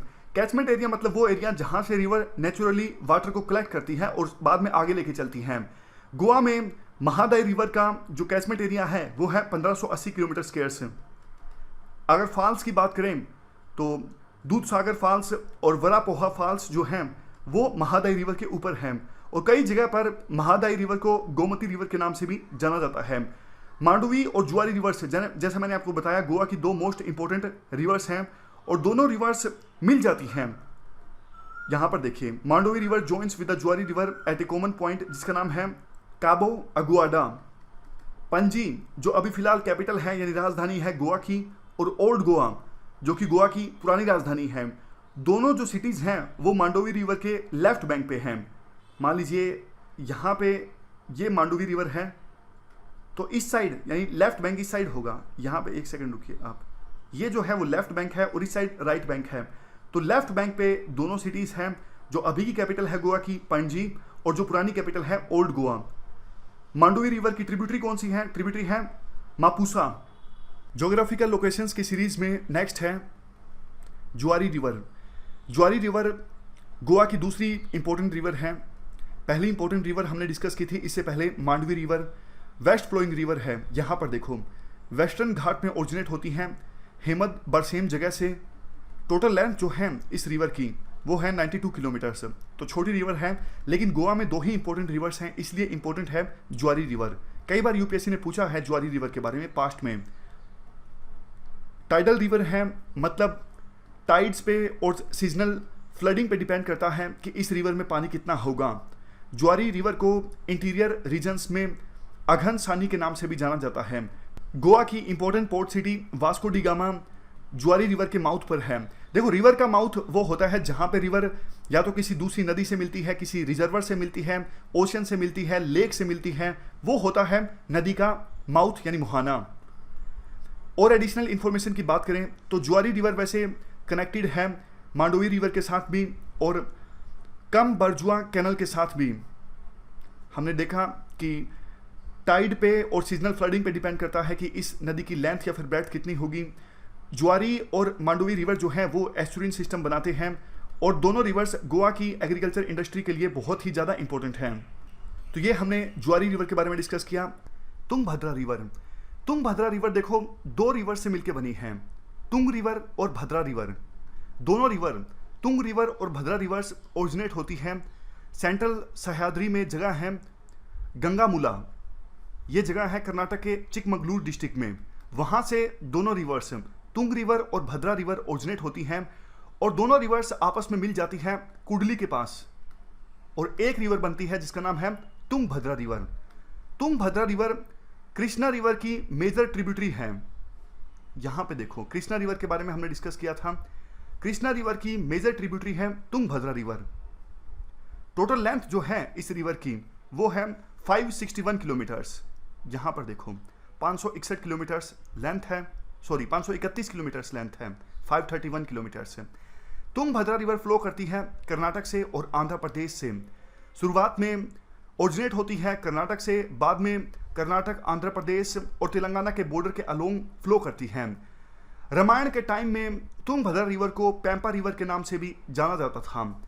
जो आज के समय में जो काफ़ी फेमस टूरिस्ट स्पॉट है हम्पी, हम्पी का जो नाम पड़ा है वो पैंपा रिवर से ही पड़ा है। हम्पी तुंगभद्रा रिवर के किनारे पर है और जैसा हमने डिस्कस किया कि पुराने समय में तुंगभद्रा रिवर को पैंपा रिवर के नाम से जाना जाता था। बेसिन एरिया कितना है तुंगभद्रा रिवर का? बेसिन एरिया की बात करें तो है 71,417 किलोमीटर स्क्वायर। यहाँ पर देखो, basin area is equal to 71,417 kilometre squares. यहाँ पर ट्रिब्यूटरीज गिवन है तुंगभद्रा रिवर की। लेफ्ट बैंक ट्रिब्यूटरीज की बात करें तो सबसे पहले तुंगा रिवर, उसके बाद कुमुदवाती, उसके बाद वरादा रिवर। राइट बैंक ट्रिब्यूटरीज की बात करें तो भद्रा रिवर, वेदावती और मालाप्रभा रिवर। देखो मालाप्रभा रिवर कर्नाटक में फ्लो करती है। यहाँ पर देखो कर्नाटक में फ्लो करती है मालाप्रभा रिवर। ओरिजिनेट कहाँ से होती है? बेलगाम डिस्ट्रिक्ट में एक जगह है कनाकुंभी, वहाँ से ओरिजिनेट करती है मालाप्रभा रिवर। कृष्णा रिवर की एक इंपॉर्टेंट ट्रिब्यूटरी है कुडाला संगमा, बागलकोट में एक जगह है, वहाँ पर कृष्णा रिवर से मिल जाती है Malaprabha river. Additional important information Malaprabha river के बारे में देखो, मालाप्रभा रिवर के पास एक पहाड़ी है, हिल है, और वहाँ पे प्राचीन काल का एक मंदिर है यलम्मा देवता का, और वहाँ पर हजारों भक्त आते हैं वर्शिपिंग के लिए। इसके अलावा और भी काफ़ी सारे इंपॉर्टेंट टेम्पल्स जिनका आपने नाम सुना होगा आर्ट एंड कल्चर में, जैसे एहोल, पतादकल, बादामी, काफ़ी सारे टेम्पल्स हैं मालाप्रभा रिवर के किनारे पर। इन टेम्पल्स को वर्ल्ड हेरिटेज साइट्स का भी दर्जा दिया गया है यूनेस्को के द्वारा। टोटल लेंथ जो है मालाप्रभा रिवर की वो है 304 किलोमीटर्स, 304 किलोमीटर्स, यानी ये रिवर 304 किलोमीटर्स फ्लो करती है इससे पहले कि कृष्णा रिवर में मिल जाए ये रिवर। कबानी रिवर, कबानी रिवर को काबिनी रिवर और कपिला रिवर के नाम से भी जाना जाता है। कावेरी रिवर की मेजर ट्रिब्यूटरीज में से एक है कबानी रिवर। ओरिजिनेट कहाँ से होती है?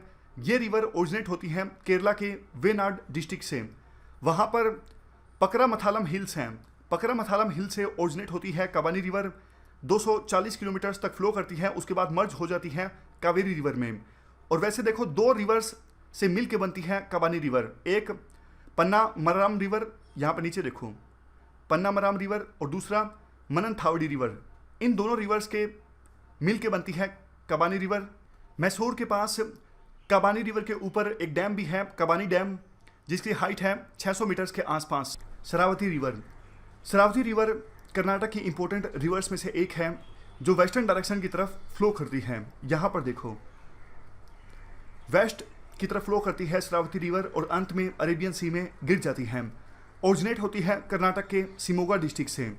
वहाँ पर एक जगह है अम्बू तीर्था जो कि तीर्थाहाली तालुक में, वहाँ से ओरिजिनेट होती है शरावती रिवर। टोटल लेंथ है इस रिवर की 128 किलोमीटर्स है। और उत्तरा कन्नड़ा डिस्ट्रिक्ट कर्नाटक का, वहाँ पर अरेबियन सी में मर्ज हो जाती है। तो सिर्फ कर्नाटक में फ्लो करती है शरावती रिवर। आप मैप में देख सकते हो कि सिर्फ कर्नाटक में फ्लो करती है शरावती रिवर। कैचमेंट एरिया जो है इस रिवर का वो है 2209 स्क्वायर किलोमीटर्स, यानी 2209 स्क्वायर किलोमीटर्स के एरिया से वाटर को नेचुरली कलेक्ट करती है शरावती रिवर्स। और एक जो सबसे फेमस बात इस रिवर के बारे में वो है जोग फॉल्स। सागरा एक जगह है, वहाँ से 24 किलोमीटर्स के डिस्टेंस पर है जोग फॉल्स। जोग फॉल्स को आप देख लीजिए। जोग फॉल्स को गरसोपा फॉल्स के नाम से भी जाना जाता है या फिर जुगाड़ा गुंडी के नाम से भी जाना जाता है। यहाँ पर शरावती रिवर गिरती है 253 यानी 253 मीटर्स की हाइट से और बनता है जोग फॉल्स। तो जोग फॉल्स की जो हाइट है वो है 253 मीटर्स। मेजर टूरिस्ट अट्रैक्शन है कर्नाटक में जोग फॉल्स। ज्योग्राफिकल लोकेशंस की सीरीज में नेक्स्ट है नर्मदा रिवर। नर्मदा रिवर को देखो रेवा रिवर के नाम से भी जाना जाता है। कहाँ से ओरिजिनेट होती है? अमरकंटक के पास एक जगह है मैकाला रेंज, वहाँ से ओरिजिनेट होती है Narmada river. Largest west flowing river है। यहाँ पर देखो अमरकंटक के पास जगह है मैकाला रेंज, वहाँ से स्टार्ट होती है और लार्जेस्ट वेस्ट फ्लोइंग रिवर है। उसके बाद रिफ्ट वैली में फ्लो करती है नर्मदा रिवर। ये जरूर याद रखना, यूपीएससी ने इस पर काफ़ी बार क्वेश्चन पूछा है। रिफ्ट वैली कैसे डेवलप होती है? मान लीजिए ये क्रस्ट का कुछ पार्ट है, यहाँ पर आउटवर्ड फोर्स लगती है तो क्रैक स्टार्ट होता है यहाँ पर, और इस साइड भी आउटवर्ड फोर्स लगती है तो यहाँ पे भी क्रैक आना स्टार्ट हो जाता है। तो उसके बाद बीच का जो पोर्शन है वो नीचे बैठ जाता है। नीचे बैठने का मतलब है कि कुछ खड्डा टाइप हो जाता है। एक बार स्क्रीन पे इस पिक्चर पे नज़र डालिए। यहाँ पर देखो, यहाँ पे क्रैक लगा था और इस साइड भी क्रैक लगा था, तो बीच का जो पोर्शन है वो नीचे बैठ गया, यानी खड्डा डेवलप हो गया। तो ये रिफ्ट वैली है। इसी प्रकार की रिफ्ट वैली से फ्लो करती है नर्मदा रिवर। नर्मदा रिवर के ऊपर है विंध्यान रेंज और नीचे है सतपुड़ा रेंज। ऊपर है विंध्यान रेंज और नीचे है सतपुड़ा रेंज। मैकाला रेंज से 1057 मीटर्स की ऊंचाई से ओरिजिनेट होती है ये रिवर। इस रिवर की टोटल लेंथ है 1312 किलोमीटर्स, यानी 1312 किलोमीटर्स। कौन कौन से राज्यों से होकर गुजरती है ये रिवर? गुजरात, मध्य प्रदेश और महाराष्ट्र। लेकिन ज़्यादातर जो बेसिन एरिया है इस रिवर का वो मध्य प्रदेश में है। टोटल बेसिन एरिया है 1 लाख स्क्वायर किलोमीटर्स। गिरती कहाँ पे है ये रिवर? ये रिवर गिरती है गल्फ ऑफ खंबात में। देखो, गल्फ ऑफ कच्छ और गल्फ ऑफ खंबात में आप कंफ्यूज मत होइएगा, एक बार आप मैप पे नज़र डालिए। नर्मदा रिवर जहाँ पे गिरती है वहाँ पे एस्चुरी बनाती है, और ये जो एरिया है वो है गल्फ ऑफ खंबात। यहाँ पे आप इरेज करके ध्यान से देख लीजिए, ये जो एरिया है वो है गल्फ ऑफ खंबात, और ऊपर जो एरिया है ये है गल्फ ऑफ कच्छ। तो गल्फ ऑफ कच्छ और गल्फ ऑफ खंबात में आप कंफ्यूज मत होइएगा, यूपीएससी काफ़ी बार क्वेश्चन पूछती है। यहाँ पे ऊपर है गल्फ ऑफ कच्छ और नीचे है gulf of Khambhat. Narmada river के ऊपर काफ़ी सारे वाटरफॉल्स हैं, जैसे 2 वाटरफॉल्स हैं 12-12 मीटर के, एक मंडार पर और एक दर्दी पर, महेश्वर के पास। थोड़ी सी रिवर आगे चलती है, उसके बाद 8 मीटर का एक वाटरफॉल आता है जिसे सहस्र धारा के नाम से भी जाना जाता है। काफ़ी सारे आइलैंड्स भी हैं नर्मदा रिवर की एस्चुरी में, जैसे एक फेमस है अलिया बेट, ये लार्जेस्ट आइलैंड है नर्मदा रिवर की एस्चुरी में। 112 किलोमीटर्स तक नर्मदा जो रिवर है वो नेविगेबल है माउथ के पास है, यानी गिरने से पहले 112 किलोमीटर्स तक नर्मदा रिवर पे ट्रांसपोर्टेशन संभव है। नर्मदा रिवर की ट्रिब्यूटरीज की हम बात करें तो कोलार रिवर, सक्कर रिवर, दूधी रिवर, तवा रिवर, हिरन रिवर, ओरसंग और बरना, ये सारी ट्रिब्यूटरीज हैं नर्मदा की। और अगर हम बात करें मेजर हाइड्रो पावर प्रोजेक्ट्स की जो नर्मदा रिवर के बेसिन में हैं, इंदिरा सागर, सरदार सरोवर, ओमकारेश्वर, बरगी और महेश्वर, ये सारे हाइड्रो पावर प्रोजेक्ट्स हैं नर्मदा रिवर के बेसिन एरिया में। तापी रिवर या फिर ताप्ती रिवर। तापी रिवर देखो पेनिनसुलर इंडिया की second largest west flowing river है। कल हमने नर्मदा नदी के बारे में डिस्कस किया था जो कि लार्जेस्ट वेस्ट फ्लोइंग रिवर थी, और आज डिस्कस कर रहे हैं तापी नदी के बारे में जो कि पेनिनसुलर इंडिया की second largest west flowing river है। इस रिवर को द ट्विन या फिर नर्मदा की हैंडमेड रिवर के नाम से भी जाना जाता है। ओरिजिनेट कहाँ से होती है? ओरिजिनेट होती है मध्य प्रदेश मुल्ताई रिजर्व फॉरेस्ट से। यहाँ पर देखो, यहाँ पर मध्य प्रदेश में है Multai reserve forest, Betul district, वहाँ से ओरिजिनेट होती है 752 यानी 752 मीटर्स की ऊंचाई से। उसके बाद रिवर फ्लो करती है मध्य प्रदेश, महाराष्ट्र और गुजरात। टोटल जो बेसिन एरिया है वो है 65,000 स्क्वायर किलोमीटर्स, यानी तापी और तापी की जो ट्रिब्यूटरीज हैं वो 65,000 स्क्वायर किलोमीटर्स को सींचती हैं, ड्रेन करती हैं। गिरती कहाँ पे है ये रिवर? जहाँ पे नर्मदा गिरती है वहीं पर ताप्ती रिवर भी गिरती है। यहाँ पे देखो गल्फ ऑफ खंबात, कल हमने डिस्कस किया था, गल्फ ऑफ खंबात में गिरती है तापी रिवर। टोटल लेंथ है इस रिवर की 724 किलोमीटर्स, 724 किलोमीटर्स। डेक्कन प्लेट्यू में है ये रिवर, और देखो इस रिवर के नॉर्थ में है सतपुड़ा रेंज, और साउथ में है अजंता रेंज और सतमाला हिल्स, ईस्ट में है महादेव हिल्स, और वेस्ट में है अरेबियन सी। मैं एक बार आपको बता देता हूँ, नॉर्थ में है इस रिवर के सतपुड़ा रेंज, और वेस्ट में है अरेबियन सी, ईस्ट में है महादेव हिल्स, नीचे साउथ में है सतमाला हिल्स और अजंता रेंज। तापी रिवर के बेसिन एरिया में देखो 2 फिजिकल रीजन्स हैं, एक तो हिली रीजन और एक प्लेन एरिया। हिली रीजन्स की हम बात करें, तापी रिवर के बेसिन एरिया में जो हिली रीजन है वहाँ पर है Satpura hills, Satmalas, Mahadev hills, Ajanta range और ग्वालीगढ़ हिल्स। उसके बाद तापी रिवर के बेसिन एरिया में जो प्लेन एरिया है वहाँ पे खानदेश एरिया आता है। खानदेश एक रीजन है सेंट्रल इंडिया में जो कि महाराष्ट्र के नॉर्थ वेस्टर्न पोर्शन को कवर करता है, काफ़ी ब्रॉड है और बहुत ज़्यादा फर्टाइल रीजन है, और मेनली कल्टीवेशन होती है यहाँ पर। इसके बाद आप तापी रिवर की ट्रिब्यूटरीज के बारे में बात कर लीजिए। ट्रिब्यूटरीज वैसे इतनी ज़्यादा इंपॉर्टेंट नहीं हैं। राइट बैंक ट्रिब्यूटरीज हैं सूकी, गोमई, अरुणावती, अनेर, और लेफ्ट बैंक ट्रिब्यूटरीज हैं वाघर, अमरावती, बुरे, पंझारा, बोरी, गिरना, पूर्णा, मोना, सिपना। बहुत ज़्यादा इंपॉर्टेंट नहीं है ट्रिब्यूटरीज, बस एक बार देख लिया काफ़ी है। उसके बाद प्रोजेक्ट्स की बात करें तो हथनूर डैम है, अपर तापी प्रोजेक्ट महाराष्ट्र में है। उसके बाद Kakrapar, wear and Ukai dam, Ukai project जो कि गुजरात में है। तीसरे नंबर पे गिरना डैम एंड दहीगम वियर, गिरना प्रोजेक्ट जो कि महाराष्ट्र में है। तो ये प्रोजेक्ट्स हैं तापी रिवर के ऊपर। नेक्स्ट है माही रिवर ओरिजिनेट होती है मध्य प्रदेश में धार डिस्ट्रिक्ट है। यहाँ पे देखो, पहले आप रूट मैप देख लीजिए माही रिवर का। ये रूट मैप है, मध्य प्रदेश में है धार डिस्ट्रिक्ट।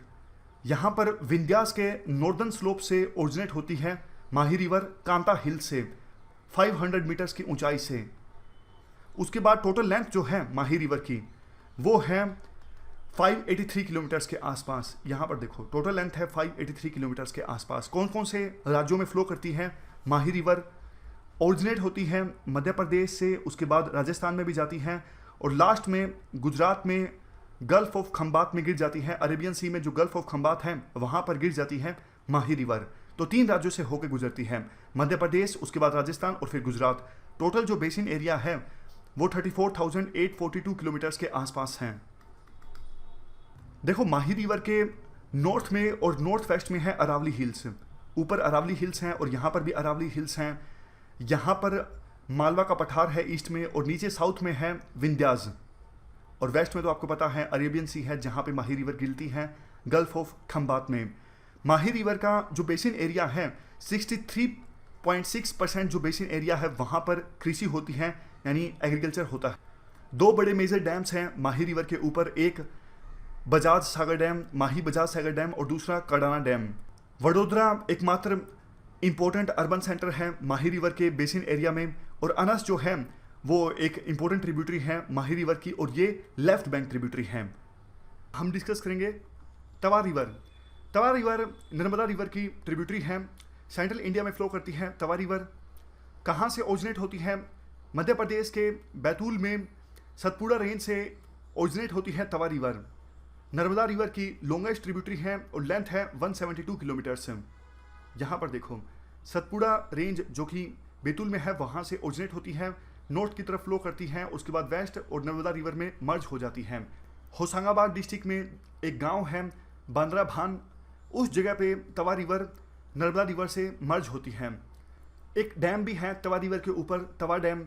कंस्ट्रक्शन स्टार्ट हुआ था 1958 यानी 1958 में, कंस्ट्रक्शन खत्म हुआ 1978 में। कहाँ पे है डैम? होशंगाबाद डिस्ट्रिक्ट के साउथ में है।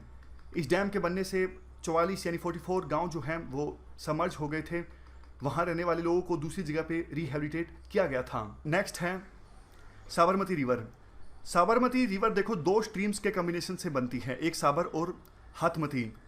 रिवर गुजरात से भी फ्लो करती है और राजस्थान से भी फ्लो करती है। आप यहाँ पर देखो राजस्थान से ओरिजिनेट होती है, वहाँ पर एक जगह है तेपुर, उदयपुर डिस्ट्रिक्ट में है राजस्थान के। अरावली हिल से साबरमती रिवर ओरिजिनेट होती है, उसके बाद राजस्थान के बाद ट्रैवल करती है गुजरात में और अरेबियन सी में गिर जाती है साबरमती रिवर। टोटल लेंथ है 371 यानी 371 किलोमीटर्स। टोटल बेसिन एरिया है 21,674 स्क्वायर किलोमीटर्स। साबरमती रिवर के देखो नॉर्थ और नॉर्थ ईस्ट में अरावली हिल्स हैं। यहाँ पर देखो, यहाँ पर साबरमती रिवर है, ऊपर अरावली हिल्स हैं और यहाँ भी अरावली हिल्स हैं। वेस्ट में है गल्फ ऑफ कच्छ और नीचे साउथ में है gulf of Khambhat. Sabarmati river का जो टोटल बेसिन एरिया है उस बेसिन एरिया के 74.68% में खेती होती है, यानी एग्रीकल्चर होता है। साबरमती रिवर की ट्रिब्यूटरीज इंपॉर्टेंट नहीं है लेकिन यहाँ पे गिवन है। लेफ्ट बैंक ट्रिब्यूटरीज हैं वकल, हाथमती और वत्रक। राइट बैंक ट्रिब्यूटरीज हैं सेई। प्रोजेक्ट्स की बात करें, साबरमती रिजर्वर यानी धरोई, हाथमती रिजर्वर और इसके बाद मैसवो रिजर्वर। ये मेजर प्रोजेक्ट्स हैं जिनको 5 ईयर प्लान पीरियड्स के दौरान कंप्लीट किया गया था। ट्रिब्यूटरीज इंपॉर्टेंट नहीं है, फिर से बोलता हूँ। चलते हैं आगे। नेक्स्ट है लूनी रिवर। लूनी रिवर देखो एंड्रिक रिवर है। एंड्रिक रिवर बेसिन के बारे में आपको थोड़ा सा बता देता हूँ। एंड्रिक रिवर वो रिवर्स होती हैं जो अपने पानी को रिटेन करती हैं, यानी एंड्रिक रिवर से पानी का आउटफ्लो नहीं होता। देखो आमतौर पे सारी की सारी जो रिवर्स होती हैं उनके साथ क्या होता है, कोई भी रिवर हो या तो वो किसी दूसरी नदी में मर्ज हो जाती है या फाइनली ओशन में या फिर समुद्र में गिर जाती है। कई नदियां लेक में भी गिर जाती हैं, लेकिन एंड्रिक रिवर्स जो होती हैं वो किसी दूसरी वाटर बॉडी में नहीं गिरती। फॉर एग्जांपल आपको लूनी का एग्जांपल देता हूं। लूनी रन ऑफ कच्छ में जाती है, उसके बाद मार्सिस में लॉस्ट हो जाती है, यानी ना तो समुद्र में गिरती है और ना ही किसी दूसरी रिवर के अंदर मर्ज होती है। तो उन रिवर्स को कहा जाता है एंड्रिक रिवर्स। लूनी रिवर या फिर सॉल्ट रिवर या फिर लुनारी रिवर या फिर लोवानावारी रिवर। ये सारे नाम इसलिए हैं क्योंकि लूनी रिवर का जो पानी है वो ब्रैकिश है, नमकीन है। इस रिवर को सागरमती रिवर के नाम से भी जाना जाता है। अरावली रेंजिस के वेस्टर्न स्लोप से ओरिजिनेट होती है लूनी रिवर ऑलमोस्ट 500 मीटर की हाइट से। अजमेर में जो अरावली रेंज है वहां पर अरावली रेंज के वेस्टर्न स्लोप से ओरिजिनेट होती है लूनी रिवर। टोटल लेंथ है 495 किलोमीटर से। आप एक बार मैप में नजर डालिए, ये रूट मैप है लूनी रिवर का। आप देख सकते हो साफ तौर पे अरावली रेंजिस के वेस्टर्न स्लोप से ओरिजिनेट होती है अजमेर डिस्ट्रिक्ट में। उसके बाद यहाँ पर मार्सिस में एंटर करने के बाद खो जाती है, यानी गल्फ ऑफ कच्छ में नहीं पहुँचती, मार्सिस में ही खो जाती है। ज्योग्राफिकल लोकेशंस की सीरीज में अब हम हिमालयन रिवर सिस्टम के बारे में डिस्कस करेंगे। देखो मेनली 3 रिवर सिस्टम हैं, इंडस, गंगा और ब्रह्मपुत्र। सबसे पहले हम डिस्कस करेंगे इंडस रिवर सिस्टम के बारे में। आज से हम शुरुआत करते हैं इंडस के बारे में और उसके बाद हम इंडस की जो ट्रिब्यूटरीज हैं जैसे कि झेलम, चिनाब, रावी, ब्यास, सतलुज, इन सब के बारे में डिस्कस करेंगे एक एक करके। आज हम इंडस के बारे में थोड़ा सा जान लेते हैं। इंडस रिवर देखो एशिया की लॉन्गेस्ट यानी सबसे लंबी नदियों में से एक है। तिब्बत के पठार से ओरिजिनेट होती है इंडस रिवर, लेक मानसरोवर के आसपास के रीजन से। इंडिया का जो नाम है वो इंडस से आता है। इंडस वैली सिविलाइजेशन यानी जो हड़प्पा सिविलाइजेशन है वो इसी रिवर के आसपास बसी हुई थी। इंडस रिवर की टोटल लेंथ है 2900 किलोमीटर और जो ड्रेनेज एरिया है इंडस रिवर का वो है 11,65,000 स्क्वायर किलोमीटर से। और आधे से ज़्यादा जो ड्रेनेज एरिया है इंडस रिवर का वो पाकिस्तान के सेमी एरिड प्लेन्स में है। यहाँ पे देखो आधे से ज़्यादा जो ड्रेनेज एरिया है इंडस रिवर का वो तो पाकिस्तान के सेमी एरिड प्लेन्स में है। इंडो चाइना बॉर्डर के पास जो धार रिवर है वो इंडस रिवर को ज्वाइन करती है। अपने सोर्स से ओरिजिनेट होने के बाद इंडस रिवर शुरुआत में तो देखो नॉर्थ वेस्ट डायरेक्शन में फ्लो करती है। आप यहाँ पे देख सकते हो, यहाँ से ओरिजिनेट होती है Indus river, north west direction में फ्लो करती है। जम्मू एंड कश्मीर में एंटर करने के बाद जो इंडस रिवर है वो लद्दाख रेंजेस और जस्कर रेंजेस के बीच फ्लो करती है। ऊपर जो है वो है लद्दाख की रेंजेस और नीचे है जस्कर रेंजेस। इसके अलावा देखो जो इंडस रिवर है वो लद्दाख के रीजन से होकर गुजरती है, बाल्टिस्तान गिलगिट रीजन से होकर भी गुजरती है और जम्मू एंड कश्मीर में जहाँ से इंडस रिवर गुजरती है वहाँ पे जो एवरेज हाइट है सी लेवल से वो 4000 मीटर है। जास्कर रिवर ज्वाइन करती है इंडस रिवर को ले के पास। देखो छोटे छोटे फैक्ट्स हैं, प्रीलिम के लिए काफ़ी इंपॉर्टेंट है। आप एक बार मैप पे नज़र डालिए, यहाँ पे देखो ये जास्कर रिवर है और ये इंडस रिवर को ज्वाइन करती है ले के पास। उसके बाद स्कार्दू के पास श्योक रिवर ज्वाइन करती है इंडस रिवर को। यहाँ पे देखो ये है श्योक रिवर और स्कार्दू के पास ये इंडस रिवर को ज्वाइन करती है 2700 मीटर के एलिवेशन पे, यानी 2700 मीटर की हाइट पर। दूसरी जो मेन ट्रिब्यूटरीज हैं इंडस की वो इस प्रकार से हैं गिलगिट, गाटंग, द्रास, सिगर, हुंजा। एटोक एक डीप गोर्ज है जिसकी गहराई है 5181 मीटर्स। यहाँ से जो इंडस रिवर है वो हिमालयास को क्रॉस करती है। और देखो जो ये जगह है, जो ये डीप गोर्ज है एटोक के पास, ये नंगा पर्वत रेंजेस के बिल्कुल नॉर्थ में है।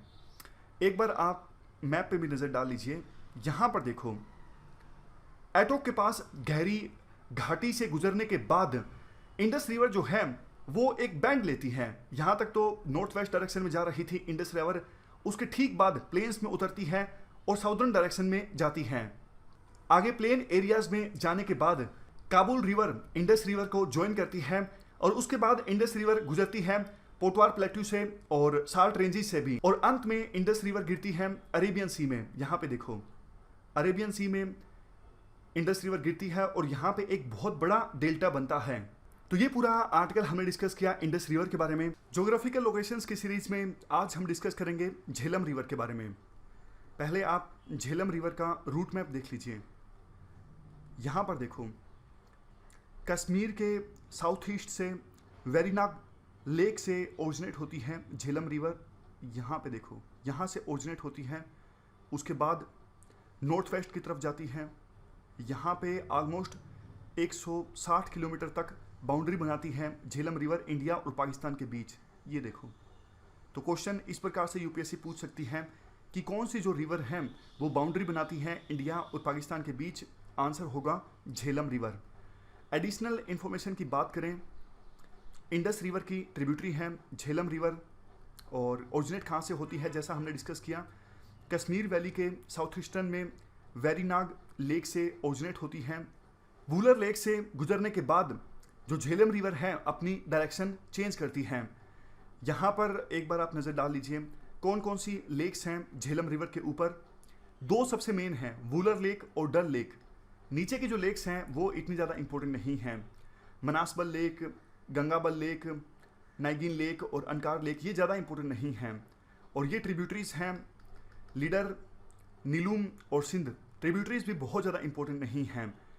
झेलम रिवर की टोटल लेंथ जो है वो है 724 किलोमीटर। यहाँ पर देखो 724 किलोमीटर टोटल लेंथ है।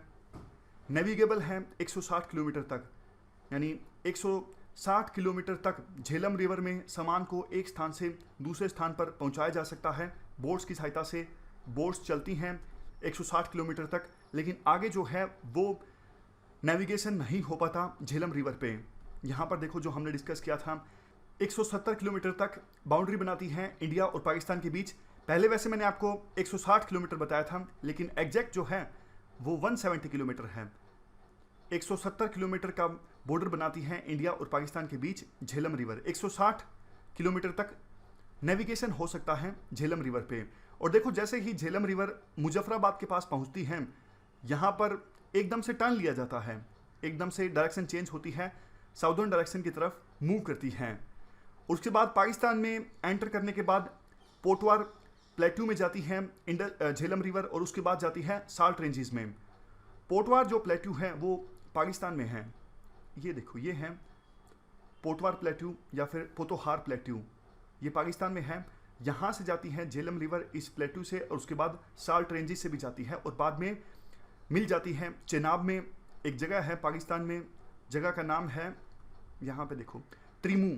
त्रिमू के पास झेलम रिवर जो है वो चिनाब रिवर में मिल जाती है। Next Chenab river. झेलम हम डिस्कस कर चुके हैं, इंडस डिस्कस कर चुके हैं, आज बारी है चिनाब रिवर की। परंपरागत रूप से चिनाब रिवर को चंद्रभागा रिवर के नाम से जाना जाता है। पंजाब की 5 मुख्य नदियों में से एक है चिनाब रिवर, और इंडस वाटर ट्रीटी जो कि 1960 में साइन हुई थी, उसके तहत चिनाब रिवर का जो पानी है वो एलोकेट किया गया है पाकिस्तान को। ओरिजिनेट कहाँ से होती है चिनाब रिवर? बारालाचा पास जो कि लाहौल स्पीति रीजन में है और जास्कर रेंज का पार्ट है। हाइट 4900 मीटर्स है। यहाँ देखो बारालाचा जो पास है उसकी एक साइड से ओरिजिनेट होती है छोटी सी स्मॉल स्ट्रीम जिसका नाम है चंद्रा, और दूसरी साइड से ओरिजिनेट होती है दूसरी स्मॉल स्ट्रीम जिसका नाम है भागा। ये दोनों जो स्मॉल स्ट्रीम्स हैं वो आपस में मिलती हैं और बनती है रिवर चिनाब। तो अगर यूपीएससी पूछती है कि चंद्र और भागा रिवर मिलके कौन सी नदी बनाती हैं तो आंसर होगा चिनाब, क्योंकि यूपीएससी क्वेश्चन में ये नहीं देगी कि चंद्रभागा जो है वो ट्रेडिशनल नाम है चिनाब का। टोटल लेंथ कितनी है चिनाब रिवर की?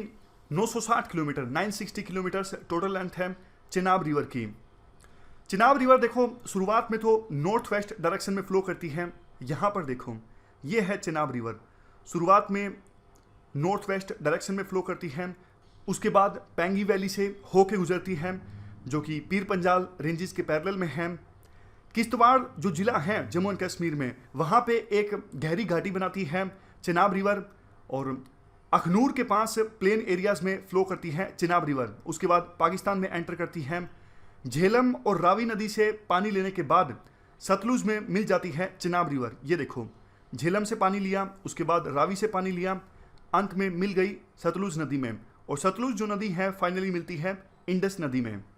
ट्रिब्यूटरीज और डैम्स की बात करें, देखो 2 ट्रिब्यूटरीज तो शुरू में ही हमने डिस्कस की थी, चंद्रा और भागा। एक और जो इंपॉर्टेंट ट्रिब्यूटरी है चिनाब रिवर की वो है मरुसदर रिवर।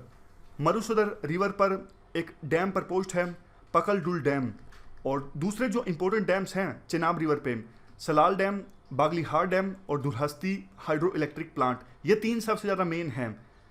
सलाल, बागलीहार और दुल्हस्ती। नीचे वाले इतने इंपॉर्टेंट नहीं हैं, जैसे रैटले और मराला, खानकी, त्रिमू बैरेज, ये सारे इतने इंपॉर्टेंट नहीं हैं। शुरुआत के जो 3 हैं वो ज़्यादा इंपॉर्टेंट हैं। सलाल, बागलीहार और Dulhasti hydro electric plant. Geographical locations की सीरीज में आज हम डिस्कस करेंगे रावी रिवर के बारे में। पहले आप रूट मैप देख लीजिए रावी रिवर का। यहां पर देखो, ये है रावी रिवर। कहां से ओरिजिनेट होती है? हिमाचल प्रदेश में कुल्लू हिल्स में रोहतांग पास के नजदीक से ओरिजिनेट होती है रावी रिवर। उसके बाद चंबा के पास से साउथ वेस्ट डायरेक्शन में फ्लो होने लगती है। यहां पे देखो, चंबा जो कि जम्मू एंड कश्मीर और हिमाचल प्रदेश की बाउंड्री पर है, यहां से साउथ वेस्ट डायरेक्शन की तरफ फ्लो होने लगती है। टोटल लेंथ जो है रावी रिवर की वो है 720 किलोमीटर। रावी रिवर फ्लो करती है पीर पंजाल और धौलाधार रेंजेस के बीच। ऊपर पीर पंजाल रेंज और नीचे धौलाधार रेंज, और दोनों रेंजेस के बीच में फ्लो करती है रावी रिवर। फिर से बोलता हूं, ऊपर पीर पंजाल और नीचे धौलाधार रेंज, दोनों रेंजेस के बीच में फ्लो करती है रावी रिवर। और माधोपुर के पास से पंजाब के प्लेन एरिया में एंटर करती है, और उसके बाद अमृतसर के पास से पाकिस्तान में एंटर करती है रावी रिवर। यहां अमृतसर के नजदीक से एंटर करती है पाकिस्तान में रावी रिवर, और बाद में चिनाब में मिल जाती है। इंडस रिवर सिस्टम का पार्ट है रावी रिवर। एक काफी फेमस डैम है, या फिर आप कह सकते हो हाइड्रो इलेक्ट्रिक प्रोजेक्ट है रावी रिवर के ऊपर, रंजीत सागर डैम, जिसे थीन डैम के नाम से भी जाना जाता है। रंजीत सागर डैम या फिर थीन डैम। ये कहां पर है? ये पंजाब और जम्मू एंड कश्मीर के बॉर्डर पे है। और देखो, डैम पे जो रिजर्वर है, 60% इस रिजर्वर का हिस्सा आता है जम्मू एंड कश्मीर में, और 40% आता है पंजाब में। पठानकोट सिटी के पास है ये रंजीत सागर प्रोजेक्ट। अब कल जो हमने डिस्कस किया था उसके बेसिस पे दो क्वेश्चन मैं आपसे पूछता हूं। K9 वज्र टी रिसेंटली सुर्खियों में था, क्या है ये? क्या ये कोई इंटरकॉन्टिनेंटल बैलिस्टिक मिसाइल है? पहला ऑप्शन। ये एक नया कम्युनिकेशन सैटेलाइट है जिसको लॉन्च किया गया है इसरो के द्वारा। दूसरा ऑप्शन। तीसरा ऑप्शन, न्यूक्लियर सबमरीन जो कि डेवलप की गई है मजडाओ डॉक लिमिटेड के द्वारा। और चौथा ऑप्शन, ये एक आर्टिलरी गन है जो कि साउथ कोरिया के द्वारा डेवलप की गई है। आप बताइए कौन सा ऑप्शन सही है? देखो, कल हमने डिस्कस किया था, चौथा ऑप्शन बिल्कुल सही है। साउथ कोरिया की ये आर्टिलरी गन है और इसको प्रोक्योर करने के बारे में इंडिया प्लान कर रहा है। एक और क्वेश्चन आप बताइए, ये भी हमने कल ही डिस्कस किया था। FDI confidence index. FDI confidence index India अब टॉप 10 डेस्टिनेशंस में नहीं आता। किसके द्वारा ये पब्लिश किया जाता है? क्या ये पब्लिश किया जाता है वर्ल्ड इकोनॉमिक फोरम के द्वारा? दूसरा ऑप्शन, वर्ल्ड बैंक के द्वारा। तीसरा ऑप्शन, एटी कियरने के द्वारा। और चौथा ऑप्शन, बोस्टन कंसल्टिंग ग्रुप के द्वारा। बोस्टन कंसल्टिंग ग्रुप ये एक कंसल्टेशन वाली फर्म है। तो आप बताइए चार ऑप्शंस में से कौन सा ऑप्शन सही है? देखो, ना तो ये वर्ल्ड बैंक के द्वारा जारी किया जाता है, ना ही वर्ल्ड इकोनॉमिक फोरम के द्वारा। ये जो इंडेक्स है एफडीआई कॉन्फिडेंस इंडेक्स, वो पब्लिश किया जाता है एटी कियरने के द्वारा। ये भी कंसल्टेशन वाली फर्म है एटी। नेक्स्ट ज्योग्राफिकल लोकेशंस की सीरीज में आज हम डिस्कस करेंगे ब्यास रिवर के बारे में। आप मैप पे नजर डालिए, ब्यास रिवर का रूट मैप कहाँ है? ये देखो, यहाँ पे ये ब्यास रिवर का रूट मैप है। ब्यास रिवर ओरिजिनेट होती है रोहतांग पास के नज़दीक से 4062 मीटर्स की हाइट से। आपको याद होगा रावी रिवर को जब हमने डिस्कस किया था, रावी रिवर भी ओरिजिनेट होती है रोहतांग पास के नज़दीक से। तो ब्यास रिवर जो है वो निकलती है पीर पंजाल रेंज के साउदर्न एंड से, बाद में क्रॉस करती है धौलाधार रेंज को, और उसके बाद साउथ वेस्ट डायरेक्शन में फ्लो करती है। आप एक बार मैप पे ही देखिए, यहाँ पे देखो ओरिजिनेट कहाँ से होती है? पीर पंजाल रेंजेस के साउथर्न एंड से, रोहतांग पास के नज़दीक से। उसके बाद शुरुआत में तो नॉर्थ वेस्ट डायरेक्शन में फ्लो करती है, उसके बाद साउथ वेस्ट डायरेक्शन में फ्लो करती है और मिल जाती है सतलुज नदी में। यहाँ पे सतलुज नदी है। हरीके एक जगह है पंजाब में, हरीके के पास ब्यास जो रिवर है वो सतलुज नदी में मिल जाती है। टोटल लेंथ है ब्यास रिवर की 470 किलोमीटर्स, 470 किलोमीटर्स। एक क्वेश्चन जो बहुत इंपॉर्टेंट पूछा जाता है ब्यास नदी के बारे में वो ये है कि ब्यास नदी सिर्फ इंडियन टेरिटरी में फ्लो करती है। बाकी जो भी नदियां हमने डिस्कस की, ये देख लो, इंडस देख लीजिए, झेलम देख लीजिए, पाकिस्तान में जाती है, चिनाब भी पाकिस्तान में जाती है, रावी भी, सतलुज भी, सारी पाकिस्तान में जाती हैं। लेकिन ब्यास नदी पाकिस्तान में जाने से पहले ही सतलुज नदी में मिल जाती हैं। तो ये क्वेश्चन यूपीएससी पूछती है कि इनमें से कौन सी नदी सिर्फ इंडियन टेरिटरी में फ्लो करती है। नेक्स्ट ज्योग्राफिकल लोकेशंस की सीरीज में आज हम डिस्कस करेंगे सतलुज रिवर के बारे में। सतलुज रिवर देखो ओरिजिनेट होती है वेस्टर्न तिब्बत में मानसरोवर राकाज लेक से। यहाँ पर देखो मानसरोवर राकाज लेक जो कि वेस्टर्न तिब्बत में है, वहाँ से ओरिजिनेट होती है सतलुज रिवर 4570 मीटर्स की हाइट से। तो सतलुज रिवर का जो ओरिजिन है वो इंडस रिवर से सिर्फ 80 किलोमीटर दूर है। ये भी एक इम्पोर्टेंट फैक्ट है। यूपीएससी अगर पूछें कि इंडस नदी के नज़दीक से कौन सी रिवर का ओरिजिन है, सतलुज रिवर। सतलुज रिवर का बेसिन एरिया इंडिया में हिमाचल प्रदेश में है, पंजाब में है, जम्मू एंड कश्मीर में है, राजस्थान में है और हरियाणा में भी है। टोटल लेंथ है सतलुज रिवर की 1450 किलोमीटर्स यानी 1450, और जिसमें से 1050 किलोमीटर जो सतलुज रिवर की लेंथ है वो इंडिया में है। वैसे चाइना में भी हैं और पाकिस्तान में भी हैं, लेकिन इसमें से 1050 किलोमीटर जो है वो इंडिया में बहती है सतलुज रिवर।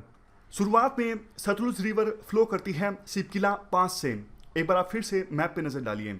हिमाचल प्रदेश और तिब्बत के बॉर्डर पे है सिपकिला पास। इस पास से होके गुजरती है सतलुज रिवर। उसके बाद ग्रेट हिमालयन रेंजेस और दूसरी जो हिमालयन रेंजेस हैं उनको काटते हुए गहरी घाटी बनाती है। प्लेन एरियाज में एंटर करने से पहले जो सतलुज रिवर है वो नैनाधार में भी एक गहरी घाटी बनाती है और उसी के नज़दीक है भाखड़ा डैम। आप एक बार लोकेशन देख लीजिए भाखड़ा डैम की।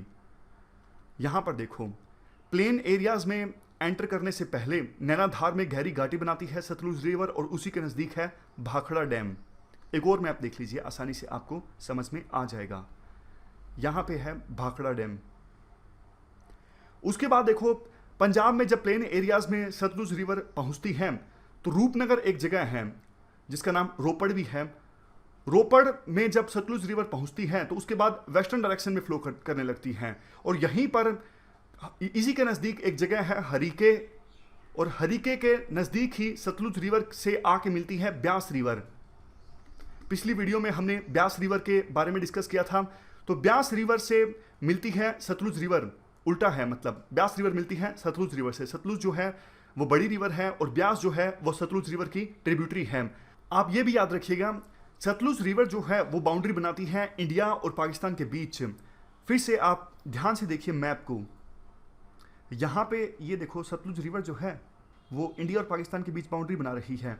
ऑलमोस्ट 120 किलोमीटर तक बाउंड्री बनाती है इंडिया और पाकिस्तान के बीच, फिरोजपुर से लेके फाजिल्का तक। उसके बाद एंटर करती है पाकिस्तान में सतलुज रिवर और मिठानकोट के पास इंडस में मिल जाती है। लेकिन इंडस में मिलने से पहले सतलुज रिवर जो है वो पानी लेती है झेलम से, चिनाब से और रावी नदियों से। इंपॉर्टेंट डैम्स की बात करें, कौन कौन से इंपॉर्टेंट डैम्स हैं सतलुज रिवर के ऊपर? भाखड़ा डैम है, नंगल डैम है, करछम वांगतू है हाइड्रो इलेक्ट्रिक प्रोजेक्ट, और उसके बाद नाथपा जाखरी डैम भी है। काफ़ी इंपॉर्टेंट डैम्स हैं, यूपीएससी पूछ सकती हैं। यहाँ से आपको डैम्स के बारे में ज़्यादा अच्छे से इंफॉर्मेशन मिलेगी। यहाँ पर है करछम वांगतू, आगे है नाथपा जाखरी, उसके बाद यहाँ पे है भाखड़ा डैम और आगे नंगल डैम भी है। मैप यहाँ पे थोड़ा सा गलत है, मैप ऐसे होगा। एक इशू जो बहुत बार सुर्खियों में रहता है वो है सतलुज यमुना लिंक। हरियाणा और पंजाब के बीच विवाद रहता है इस इशू को लेके। सतलुज यमुना लिंक एक नहर है जो जोड़ती है सतलुज नदी को यमुना नहर से। यहाँ पर देखो हरियाणा में करनाल से होकर गुजरती है यमुना नहर। ये यमुना नदी है और यमुना नदी से निकलती है यमुना नहर। अगर सतलुज यमुना लिंक कंप्लीट हो जाता तो हरियाणा के दक्षिणी हिस्से में पानी जो अभी फ़िलहाल बहुत कम है, हरियाणा के दक्षिणी हिस्से को पानी मिलता और नेविगेशन के लिए भी काफ़ी ठीक होता। हरियाणा ने खुदाई कर दी है अपने एरिया में, लेकिन पंजाब को कंसर्न्स हैं, पंजाब के हिस्से में खुदाई नहीं हुई है। काफ़ी बार सुर्खियों में रहता है यह सतलुज यमुना लिंक का जो इशू है। तो ये पूरा आर्टिकल हमने डिस्कस किया सतलुज नदी के बारे में। ज्योग्राफिकल लोकेशंस की सीरीज़ में गंगा नदी के बारे में। गंगा एशिया की एक ट्रांस बाउंड्री रिवर है, इंडिया में बहती है और बांग्लादेश में भी बहती है। गंगा नदी बनती कैसे है पहले तो हम ये देखते हैं, थोड़ा आप ध्यान से देखिएगा। पहले आप इस पॉइंट को देखिए, ये जो पॉइंट है इसे कहा जाता है देवप्रयाग। एक तरफ गंगोत्री से आ रही है भागीरथी रिवर और दूसरी तरफ बद्रीनाथ से आ रही है अलकनंदा रिवर। अलकनंदा रिवर और भागीरथी रिवर आपस में मिलती हैं देवप्रयाग में और शुरुआत होती है गंगा रिवर की। लेकिन उससे पहले आप ये भी देख लीजिए, इस पॉइंट से पहले यानी देवप्रयाग से पहले भागीरथी नदी जो है वो तो सीधा सीधा आई गंगोत्री से, लेकिन अलकनंदा जो नदी है वो सीधा सीधा नहीं आई। अलकनंदा नदी काफ़ी सारी नदियों से पानी लेके आई है और इस बारे में भी यूपीएससी क्वेश्चंस पूछती हैं। जैसे बद्रीनाथ से निकली अलकनंदा रिवर और विष्णु प्रयाग में अलकनंदा नदी ने पानी लिया धौली गंगा से, उसके बाद सीधा सीधा चलती रही। नंद प्रयाग में पानी लिया अलकनंदा नदी ने नंदाकिनी से। यहाँ पर देखो, ये है नंद प्रयाग और यहाँ पर अलकनंदा नदी ने पानी लिया नंदाकिनी से। उसके बाद आता है करण प्रयाग। करण प्रयाग में अलकनंदा नदी ने पानी लिया पिंडर गंगा से। उसके बाद मंदाकिनी जो रिवर है वो अलकनंदा नदी में मिल जाती है, यानी कि अलकनंदा नदी पानी लेती है मंदाकिनी रिवर से और इस प्रयाग को कहते हैं रुद्र प्रयाग। और इसके बाद आता है देव प्रयाग। देव प्रयाग में दो नदियां आपस में मिलती हैं, एक भागीरथी और दूसरी अलकनंदा। उसके बाद जो रिवर बनती है उसी का नाम है गंगा। तो यूपीएससी कई बार ये भी पूछ लेती है कि रुद्र प्रयाग में कौन कौन सी नदियां मिलती हैं, करण प्रयाग में कौन कौन सी नदियां आपस में मिलती हैं। तो ये आप जरूर याद रखिएगा। ये सब जो प्रयाग हैं उन प्रयागों में एक चीज़ जो कॉमन है वो है अलकनंदा और दूसरी कोई रिवर है। जैसे आप सबसे पहले ये प्रयाग देखिए, विष्णु प्रयाग, एक है अलकनंदा और दूसरी है धौली गंगा। उसके बाद अलकनंदा आगे चलती है और पानी लेती है नंदाकिनी से। तो यूपीएससी ये पूछ सकती है नंद प्रयाग में कौन कौन सी नदियां आपस में मिलती हैं, अलकनंदा और नंदाकिनी। उसके बाद आता है करण प्रयाग। करण प्रयाग में अलकनंदा और पिंडर गंगा आपस में मिलती हैं और अलकनंदा नदी बनती है, आगे चलती है अलकनंदा, फिर से रुद्र प्रयाग में पानी लेती है मंदाकिनी से और अंत में, सबसे अंत में देव प्रयाग में दो नदियां आपस में मिलती हैं, एक तरफ अलकनंदा और दूसरी तरफ भागीरथी, और जो नदी बनती है उसका नाम है गंगा। तो काफ़ी इंपॉर्टेंट क्वेश्चन बनते हैं जो कुछ हमने डिस्कस किया। एक बार ध्यान से देखिएगा, माइंड में आप पिक्चर बनाओगे तो आसानी से समझ में आ जाएगा। तो आगे देखो, टोटल लेंथ है गंगा रिवर की 2525 किलोमीटर। एक इंपॉर्टेंट बात यहाँ पर, अगर देखो ओरिजिन पूछा जाए गंगा का तो ओरिजिन यही माना जाता है, गंगोत्री ग्लेशियर। यहाँ पर देखो, Ganga originate as Bhagirathi from Gangotri glacier in the Uttarkashi district of Uttarakhand. Uttarakhand के उत्तरकाशी डिस्ट्रिक्ट में जो गंगोत्री ग्लेशियर है वहाँ से भागीरथी नदी इमर्ज होती है 7010 मीटर की ऊंचाई से, और इसे ही ओरिजिन माना जाता है गंगा नदी का। उसके बाद आप रूट मैप देख लीजिए गंगा नदी का, कौन कौन से स्टेट से होके गुजरती है। आप बताइए, मैप देख के आपको क्या लग रहा है, कौन कौन से स्टेट से होके गुजरती है गंगा नदी? 5 स्टेट से होके गुजरती है गंगा नदी। कौन कौन से 5 स्टेट्स हैं? उत्तराखंड, उत्तर प्रदेश, पश्चिम बंगाल यानी वेस्ट बंगाल, जिसका नाम चेंज हो जाएगा बांग्ला, ऐसा रेजोल्यूशन पास किया गया है वेस्ट बंगाल की स्टेट असेंबली के द्वारा। झारखंड और बिहार, समझ गए कौन से 5 स्टेट्स हैं? उत्तराखंड, उत्तर प्रदेश, बिहार, वेस्ट बंगाल और झारखंड। इलाहाबाद में गंगा नदी मिलती है यमुना से, जो कि मेजर ट्रिब्यूटरी है गंगा नदी की। और जैसे ही राजमहल हिल्स आती हैं, गंगा नदी साउथ ईस्ट डायरेक्शन में मूव करती है। यहाँ पे देखो, साउथ ईस्ट डायरेक्शन में मूव करने लगती है गंगा नदी। और यहाँ पे देखो, जो वेस्ट बंगाल में एक छोटा सा टाउन है फरक्का, जहाँ पे एक बैरेज भी है, फरक्का बैरेज, ये बांग्लादेश से 90 किलोमीटर पहले हैं। यहाँ पर गंगा नदी 2 डिस्ट्रीब्यूटरीज में डिवाइड हो जाती हैं, यानी 2 ब्रांचेज में बढ़ जाती हैं। आपको मैप से ही आसानी से समझ में आएगा। यहाँ पर देखो, ये जो राजमहल हिल्स हमने डिस्कस किया, राजमहल हिल्स के बाद जो गंगा नदी है वो साउथ ईस्ट डायरेक्शन में मूव करने लगती है।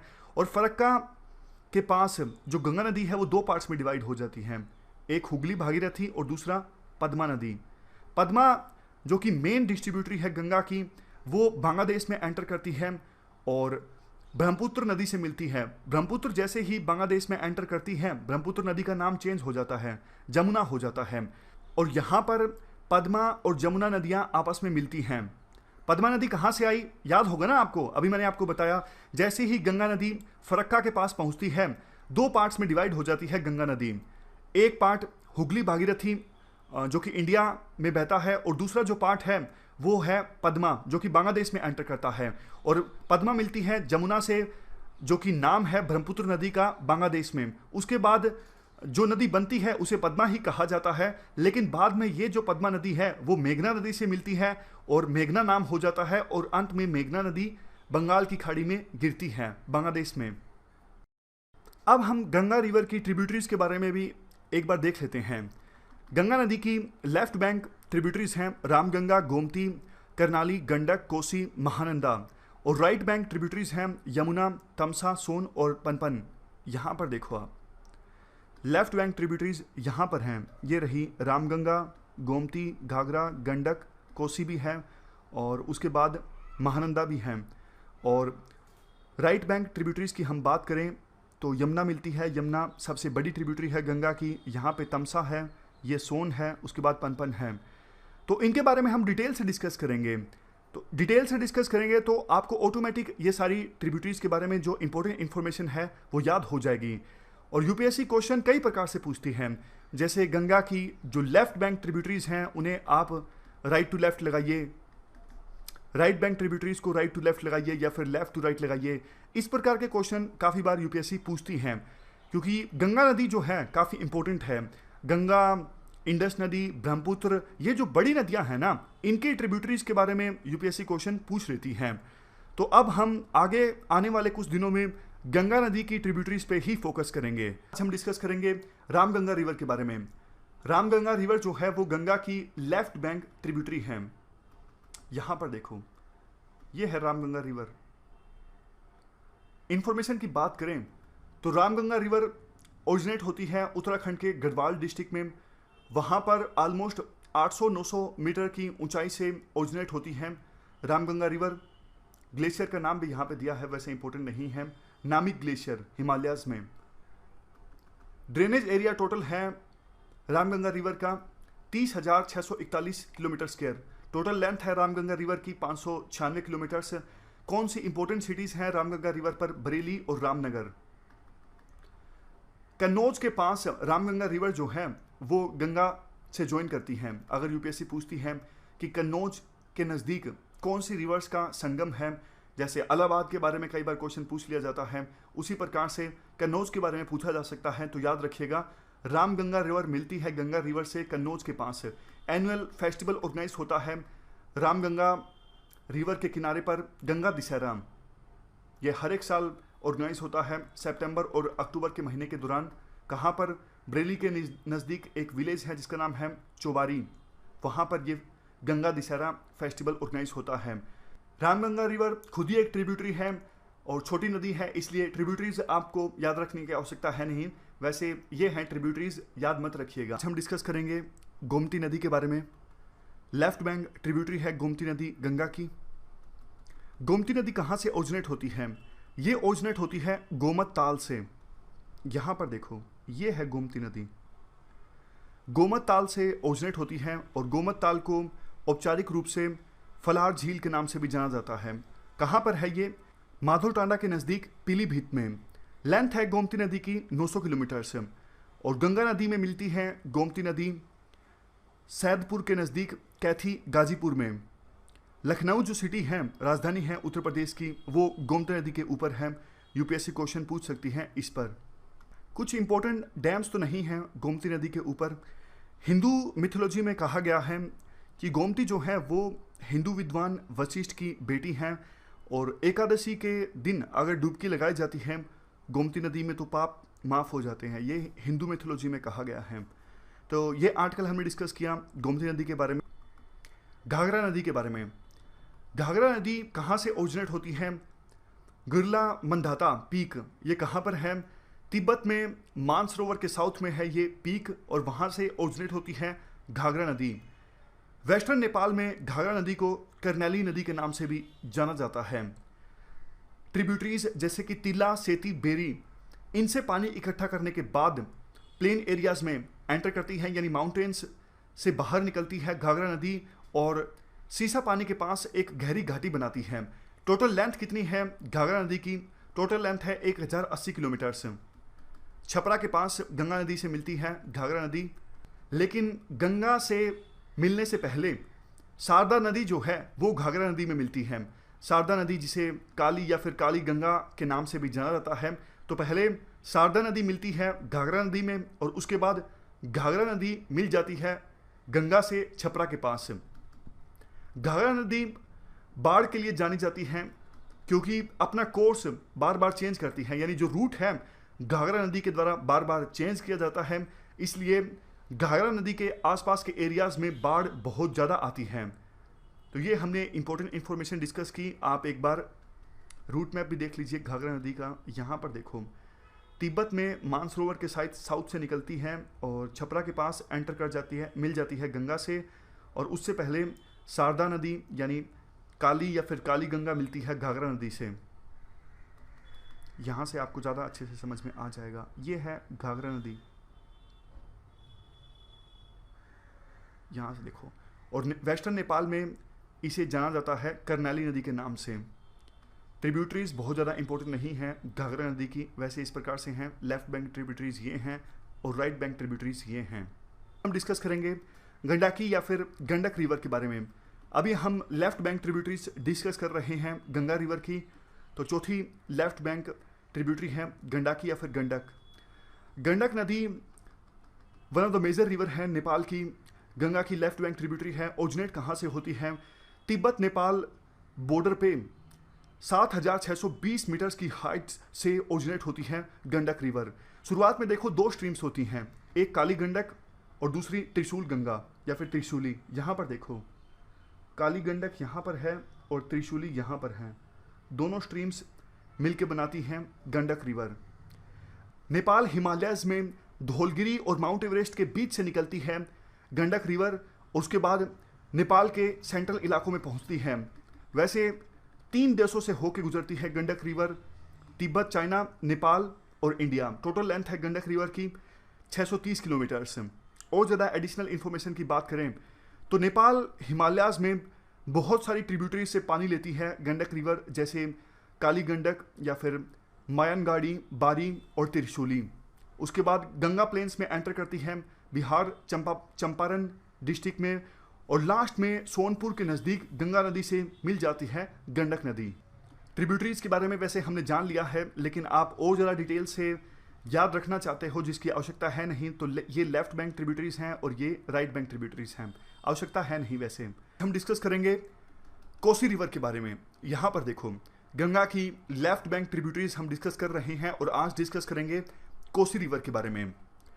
कोसी रिवर में देखो 7 स्ट्रीम्स शामिल हैं, सत कोसी, तंबा कोसी, तलखा कोसी, दूध कोसी, बोतिया कोसी, अरुण और सबसे लास्ट में तंबेर। ये 7 स्ट्रीम्स शामिल हैं कोसी रिवर में। सबसे पहले अरुण जो है वो ओरिजिनेट होती है माउंट एवरेस्ट के नॉर्थ में एक जगह है, वहाँ से। कोसी रिवर की मेन स्ट्रीम है अरुण, और अरुण ओरिजिनेट होती है माउंट एवरेस्ट के उत्तर से। ये 7 स्ट्रीम्स ईस्टर्न नेपाल से फ्लो करती हैं और नेपाल के इसी रीजन को जाना जाता है सप्त कोसिक रीजन के नाम से। लेंथ टोटल कोसी रिवर की है 729 यानी 729 किलोमीटर से। इंडिया और नेपाल से फ्लो करती है कोसी रिवर। यहाँ पर देखो ये कोसी रिवर है। ये 7 स्ट्रीम्स आपस में मिलती हैं, मतलब मिंगल करती हैं, और 3 स्ट्रीम्स आती हैं। मान लीजिए 1 2 3 4 5 6 7, ये 7 स्ट्रीम्स हैं, आपस में मिंगल करती हैं और 3 स्ट्रीम्स निकलती हैं। 7 से 3 बनती हैं, अरुण, तुमार और सन कोसी। ये तीनों स्ट्रीम्स आपस में मिल जाती हैं और कोसी रिवर बनती है। कहाँ पर? महाभारत रेंज है नेपाल में, वहाँ पर त्रिवेणी नॉर्थ के पास तीनों सन कोसी, अरुण और तुमार तीनों आपस में मिल जाती हैं और बनती है कोसी रिवर। कोसी रिवर देखो नेपाल के तराई एरिया में एंटर करती है महाभारत रेंज में एक गहरी घाटी बनाने के बाद, और नेपाल में तराई रीजन्स में एंटर करने के बाद फाइनली इंडिया में आती है और गंगा रिवर में मिल जाती है कोसी रिवर। कोसी रिवर देखो जानी जाती है अपना कोर्स चेंज करने के लिए, इसी वजह से इसे सोरो ऑफ बिहार का नाम भी दिया गया था, क्योंकि अपना जो कोर्स है यानी रूट जो है बार बार चेंज करती है कोसी रिवर, इसी वजह से बाढ़ बहुत ज़्यादा आती है उस एरिया में। तो इंडिया और नेपाल मिलकर काम करते हैं बाढ़ को रोकने के लिए। कोसी के आसपास एम्बैंकमेंट्स बनाए गए हैं ताकि बाढ़ को आने से रोका जा सके। इंडिया और नेपाल ने मिलके ये एम्बैंकमेंट्स बनाए हैं और एक बैरेज भी इस्टेब्लिश किया गया था 1965 में नेपाल में हनुमान नगर में। तो अगर यूपीएससी पूछती है सोरो ऑफ बिहार किस नदी को कहा जाता है, तो आंसर होगा कोसी नदी। तो ये हमने पूरी इंफॉर्मेशन डिस्कस की कोसी रिवर के बारे में। देखो, थोड़ा ज़्यादा डिटेल से हम इसलिए डिस्कस कर रहे हैं क्योंकि आपको पता है इस बार हिस्ट्री से संबंधित किस प्रकार के क्वेश्चन पूछ लिए गए थे। तो कौन जानता है अगली बार हिस्ट्री से क्वेश्चन ना पूछे जाएं, ज्योग्राफी से पूछ लिए जाएं। इसलिए जो कुछ भी कर रहे हैं वो तो अच्छे से करें ना। इंफॉर्मेशन थोड़ी ज़्यादा हो जाए कोई दिक्कत नहीं है, कम नहीं रहनी चाहिए। इस वजह से थोड़ा ही ज़्यादा ही डिटेल से हम कवर कर रहे हैं। हम डिस्कस करेंगे महानंदा रिवर के बारे में। महानंदा रिवर देखो ओरिजिनेट होती है वेस्ट बंगाल में दार्जिलिंग की हिल्स में, ऑलमोस्ट 2100 मीटर की ऊंचाई से। ड्रेनेज एरिया वेस्ट बंगाल में भी है और बिहार में भी है। इंडिया से आगे एंटर करती है बांग्लादेश में। तो ट्रांस बाउंड्री रिवर है, इंडिया और बांग्लादेश दो देशों में बहती है। टोटल लेंथ है 360 किलोमीटर। ये देखो यहाँ पर ये महानंदा रिवर है। लेफ्ट बैंक ट्रिब्यूटरी है गंगा की। सिलीगुड़ी एक फेमस शहर है महानंदा रिवर के ऊपर। महानंदा रिवर की ट्रिब्यूटरीज इंपॉर्टेंट है नहीं, वैसे ये लेफ्ट बैंक ट्रिब्यूटरीज हैं और ये राइट बैंक ट्रिब्यूटरीज हैं, इंपॉर्टेंट नहीं हैं। हम डिस्कस करेंगे यमुना रिवर के बारे में। यमुना रिवर देखो गंगा की लॉन्गेस्ट और सेकंड लार्जेस्ट ट्रिब्यूटरी है। ओरिजिनेट कहाँ से होती है? उत्तराखंड में गढ़वाल रीजन में यमुनोत्री ग्लेशियर के बंदरपूछ पीक से ओरिजिनेट होती है यमुना रिवर, ऑलमोस्ट 6000 मीटर्स की हाइट से। कौन कौन से राज्यों से होकर गुजरती है? उत्तराखंड के बाद हरियाणा, उत्तर प्रदेश और दिल्ली। लेंथ टोटल है 1376 किलोमीटर यानी 1376 किलोमीटर्स। यमुना रिवर देखो काफ़ी सारी रेंजेस को काटती है, जैसे नागटिब्बा, मसूरी और शिवालिक रेंजेस। शुरू में जो मेन बड़ी ट्रिब्यूटरी है यमुना की वो है टोन्स। टोन्स से बहुत ज़्यादा पानी मिलता है यमुना को। कलसी से पहले टोन जो ट्रिब्यूटरी है वो यमुना में मिल जाती है। और यहाँ पर देखो टोन नदी में जो पानी होता है वो यमुना नदी से ऑलमोस्ट 2 गुना होता है। यानी टोन जो ट्रिब्यूटरी है यमुना की, उस ट्रिब्यूटरी में यमुना से भी 2 गुना ज़्यादा पानी होता है। ट्रिब्यूटरीज यमुना की इंपॉर्टेंट है क्योंकि यमुना अपने आप में काफ़ी बड़ी नदी है। टोटल लेंथ जो है वो है 1376। अगर हम बात करें यमुना की ट्रिब्यूटरीज की, लेफ्ट बैंक ट्रिब्यूटरीज हैं हिंडोन, शारदा, गिरी, ऋषि गंगा, हनुमान गंगा, ससुर खदेरी। उसके बाद राइट बैंक ट्रिब्यूटरीज हैं चंबल, बेतवा, केन, सिंध और टोन्स। ये ट्रिब्यूटरीज हैं लेफ्ट बैंक और राइट बैंक यमुना नदी की। यमुना नदी देखो गंगा में मिल जाती है कहाँ पे? प्रयाग, इलाहाबाद में। और गैंजेटिक प्लेन्स में गंगा और यमुना के बीच का जो रीजन है उसे यमुना गंगा दोआब के नाम से भी जाना जाता है। आप एक बार मैप में नज़र डाल लीजिए, यहाँ पर देखिए ये यमुना नदी है और ये गंगा से मिलती है इलाहाबाद में। बीच का रीजन दोआब और ये राइट बैंक ट्रिब्यूटरीज हैं चंबल, सिंध, बेतवा, केन। राइट बैंक ट्रिब्यूटरीज ज़्यादा इंपॉर्टेंट है, लेकिन लेफ्ट बैंक ट्रिब्यूटरीज जो एनसीईआरटी में गिवन हैं उनको भी इग्नोर नहीं किया जा सकता, जैसे कि हिंडान, रिंद, सेनगर, वरुणा। ये लेफ्ट बैंक ट्रिब्यूटरीज हैं, ये एनसीईआरटी में गिवन है इसलिए ये भी इंपॉर्टेंट हैं। तो ये हमने डिस्कस किया यमुना रिवर के बारे में। हम डिस्कस करेंगे यमुना रिवर की ट्रिब्यूटरीज के बारे में। पिछली वीडियो में हमने यमुना रिवर के बारे में डिस्कस किया था, लेकिन यमुना रिवर की ट्रिब्यूटरीज भी इंपॉर्टेंट हैं। सबसे पहले है देखो बेतवा रिवर। आप मैप पे लोकेशन देख लीजिए बेतवा रिवर की। यहाँ पर देखो ये है बेतवा रिवर और निकलती कहाँ से है? मध्य प्रदेश में होशंगाबाद के नॉर्थ में विंध्यास रेंज से ओरिजिनेट होती है बेतवा रिवर, जिसे वेत्रावती रिवर के नाम से भी जाना जाता है। यहाँ पर देखो वेत्रावती के नाम से जाना जाता है, ओरिजिनेट होती है विंध्यास रेंज से। उसके बाद नॉर्थ ईस्ट डायरेक्शन में फ्लो करती है और ओरछा से होते हुए उत्तर प्रदेश में एंटर करती है। ये देखो ये जो डायरेक्शन है नॉर्थ ईस्ट डायरेक्शन है। उसके बाद यमुना रिवर में मिल जाती है बेतवा रिवर। कहाँ पर? हमीरपुर टाउन के पास उत्तर प्रदेश में। टोटल लेंथ कितनी है बेतवा रिवर की? टोटल लेंथ है 590 किलोमीटर से। अब बात करते हैं हिंडोन रिवर की। हिंडो या फिर हिंडोन रिवर देखो रेनफेड रिवर है, मतलब बारिश के सीजन में पानी आता है इस रिवर में। ओरिजिनेट कहाँ से होती है? सहारनपुर डिस्ट्रिक्ट में ओरिजिनेट होती है। गंगा और यमुना रिवर के बीच में फ्लो करती है। यमुना रिवर में मिल जाती है दिल्ली के पास। टोटल लेंथ है 400 किलोमीटर। इसके बाद केन रिवर के बारे में भी आप देख लीजिए, ये है केन रिवर। केन रिवर देखो बुंदेलखंड की एक काफी इंपॉर्टेंट रिवर है और दो स्टेट से होकर गुजरती है, उत्तर प्रदेश और मध्य प्रदेश से। बस इससे ज्यादा कुछ नहीं। डिस्कस करेंगे यमुना की बची हुई ट्रिब्यूटरीज के बारे में। बेतवा के बारे में हम डिस्कस कर चुके हैं, हिंडोन के बारे में हम डिस्कस कर चुके हैं और केन के बारे में भी हम डिस्कस कर चुके हैं। सिंध के बारे में आज हमें डिस्कस करना है और चंबल के बारे में भी आज हमें डिस्कस करना है। ये सारी यमुना की ट्रिब्यूटरीज हैं। पहले बात करते हैं सिंध रिवर की। सिंध रिवर देखो मालवा के पठार से ओरिजिनेट होती है, मालवा के प्लेटू से ओरिजिनेट होती है। कहाँ पर? विदिशा डिस्ट्रिक्ट में। उसके बाद नॉर्थ ईस्ट डायरेक्शन में फ्लो करती है। आप एक बार मैप में नजर डालिए, ये सिंध रिवर है, विदिशा डिस्ट्रिक्ट में मध्य प्रदेश में ओरिजिनेट होती है मालवा के पठार से। उसके बाद नॉर्थ ईस्ट डायरेक्शन में फ्लो करती है और यमुना में मिल जाती है। कहाँ पर मिलती है? यमुना में, उत्तर प्रदेश के इटावा डिस्ट्रिक्ट में। एक इंपॉर्टेंट डैम है सिंध रिवर के ऊपर जिसका नाम है मनीखेड़ा डैम। ये डैम कहाँ पे है? ये डैम है मध्य प्रदेश के शिवपुरी डिस्ट्रिक्ट में। टोटल लेंथ कितनी है सिंध रिवर की? टोटल लेंथ सिंध रिवर की है 470 किलोमीटर्स के आसपास, 470 किलोमीटर्स। उसके बाद अब हम डिस्कस करेंगे चंबल नदी के बारे में। ये देखो, ये है चंबल नदी। चंबल नदी काफी फेमस है। चंबल नदी देखो one of the most pollution free reverse हैं। आमतौर पे पोल्यूटेड रिवर्स के बारे में तो आपने काफी सुना होगा, लेकिन चंबल रिवर को one of the most pollution free river कहा जाता है इंडिया की। टोटल लेंथ है चंबल रिवर की 960 किलोमीटर्स के आसपास, 960 किलोमीटर्स। ओरिजिनेट कहाँ से होती है? विंध्यान माउंटेन्स के नॉर्दर्न स्लोप्स में सिंगार चोरी पीक से ओरिजिनेट होती है चंबल रिवर। लोकेशन इंपॉर्टेंट है, मतलब जहाँ से ओरिजिनेट होती है ये लोकेशन इंपॉर्टेंट है। विंध्यान माउंटेन्स के नॉर्दर्न स्लोप्स में सिंगार चोरी पीक है, वहाँ से ओरिजिनेट होती है। और ये जो जगह है वो देखो मध्य प्रदेश के इंदौर डिस्ट्रिक्ट में महू से ओरिजिनेट होती है। उसके बाद देखो नॉर्दर्न डायरेक्शन में फ्लो करती है मध्य प्रदेश में ऑलमोस्ट 346 किलोमीटर्स तक। आप मैप में ही देखिए, शुरुआत में मध्य प्रदेश में नॉर्दर्न डायरेक्शन में फ्लो करती है 346 किलोमीटर्स के आसपास। उसके बाद राजस्थान में नॉर्थ ईस्ट डायरेक्शन में फ्लो करती है 225 किलोमीटर्स तक। यह है चंबल रिवर। हम बात करें चंबल रिवर की ट्रिब्यूटरीज के बारे में।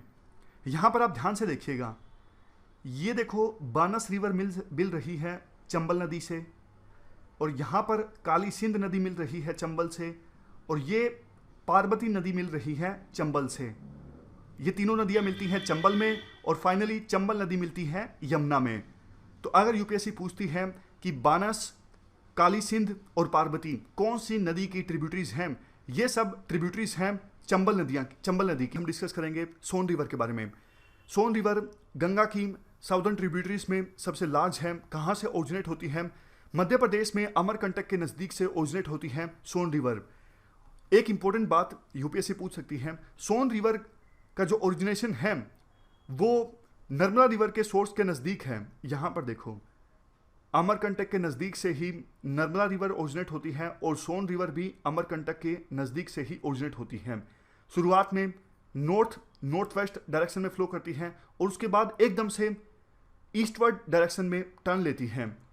कैमूर रेंज से भी होके गुजरती है सोन रिवर। टोटल लेंथ है 784 किलोमीटर। वैसे तो देखो सोन रिवर की काफ़ी सारी ट्रिब्यूटरीज हैं, लेकिन सोन रिवर की दो मेन ट्रिब्यूटरीज हैं, रिहांद और नॉर्थ कोयल। पहले हम बात करते हैं रिहांद रिवर की। यह ट्रिब्यूटरी है सोन रिवर की, जो कि छत्तीसगढ़ और उत्तर प्रदेश से होकर गुजरती हैं। ओरिजिनेट होती है रिहांद रिवर छत्तीसगढ़ के माटीरंगा हिल से, और रिहांद डैम भी है जिसको कंस्ट्रक्ट किया गया था 1962 में, और ये सोनभद्रा डिस्ट्रिक्ट के पीपड़ी में है। इस डैम के रिजर्वर का नाम है गोविंद बल्लभ पंत सागर। रिहांद देखो सोन नदी से मिलती है उत्तर प्रदेश के सोनभद्रा में, और नीचे सोन नदी की दूसरी ट्रिब्यूटरीज हैं जो हिला, गोपट, रिहांद, कन्हार और नॉर्थ कोयल। सबसे इंपॉर्टेंट देखो दो ही हैं, कौन कौन सी? एक रिहांद और एक नॉर्थ कोयल। लास्ट में एक इंपॉर्टेंट फैक्ट, सोन नदी देखो गंगा नदी से मिलती है बिहार के पटना डिस्ट्रिक्ट में दानापुर के नज़दीक। ब्रह्मपुत्र रिवर जैसा हमने डिस्कस किया शुरुआत में चाइना से ओरिजिनेट होती है। वहाँ पे एक ग्लेशियर है चिमायुंग डुंग ग्लेशियर, यहाँ से ओरिजिनेट होती है 5150 मीटर की ऊंचाई से। 3 देशों में बहती है Brahmaputra river, China, India, Bangladesh. Total length है ब्रह्मपुत्र रिवर की 3848 किलोमीटर। इंडिया में 2 स्टेट से होकर गुजरती है, एक असम और दूसरा अरुणाचल प्रदेश से। देखो जो सोर्स है ब्रह्मपुत्र रिवर का, यानी जहाँ से ओरिजिनेट होती है, वो इंडस और सतलुज के सोर्स पॉइंट के नज़दीक ही है। एक वहाँ पर ला है, मरियम ला। ये जो ला है वो सेपरेट करता है ब्रह्मपुत्र रिवर के सोर्स को मानसरोवर लेक से। आप अगर ब्रह्मपुत्र रिवर के रूट पर नज़र डालोगे तो आपको दिखेगा कि शुरुआत में देखो, जैसा हमने पहले डिस्कस किया था, चाइना में ब्रह्मपुत्र रिवर का नाम होता है सांगपो रिवर। ईस्ट डायरेक्शन में फ्लो कर रही होती है ब्रह्मपुत्र रिवर, और अरुणाचल प्रदेश में एकदम से साउथ की तरफ फ्लो करने लगती है। नामचा बारवा जगह का नाम है, जहाँ से एकदम से टर्न लेती है ब्रह्मपुत्र रिवर और इंडिया में एंटर करती है अरुणाचल प्रदेश में। सादिया जगह का नाम है, जहाँ पर ब्रह्मपुत्र रिवर पहाड़ों से निकलती है और पहुँचती है प्लेन एरियाज में। सादिया कहाँ पर है? असम में है। सादिया से धुबरी आपको याद भी होगा, शायद नेशनल वाटरवे नंबर 2 है। तो इस प्रकार से हमने ब्रह्मपुत्र रिवर के बारे में बेसिक इन्फॉर्मेशन डिस्कस करी। हम बात करेंगे ब्रह्मपुत्र रिवर की ट्रिब्यूटरी तीस्ता के बारे में। पहले आप देख लीजिए रूट मैप तीस्ता रिवर का। यहाँ पर देखो, सिक्किम से ओरिजिनेट होती है तीस्ता रिवर, बॉर्डर बनाती है सिक्किम और वेस्ट बंगाल के बीच, और उसके बाद एंटर करती है बांग्लादेश में, और बांग्लादेश में ब्रह्मपुत्र रिवर से मिल जाती है Teesta river. Major tributary river है ब्रह्मपुत्र की, जैसा हमने डिस्कस किया, सिक्किम से ओरिजिनेट होती है और सिक्किम की लाइफलाइन भी है।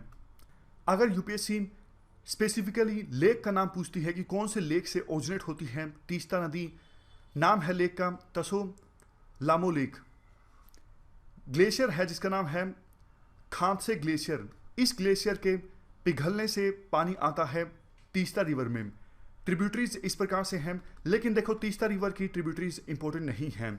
इतनी इन्फॉर्मेशन सफिशिएंट है यूपीएससी के लिहाज से। हम डिस्कस करेंगे मानस रिवर के बारे में। मानस रिवर देखो उतनी भी ज़्यादा इंपॉर्टेंट नहीं है, क्योंकि लेंथ काफ़ी छोटी है, 376 किलोमीटर से। ब्रह्मपुत्र की ट्रिब्यूटरी है, यहाँ पर देखो ड्रेनेज एरिया इंडिया, भूटान और चाइना में है, और जोगी घोपा के पास ब्रह्मपुत्र नदी में मिलती है मानस रिवर। टोटल लेंथ है 376 किलोमीटर से। मानस रिवर वैली के पास रॉयल मानस नेशनल पार्क भी है भूटान में, और इंडिया में मानस वाइल्ड लाइफ सेंचुरी भी है।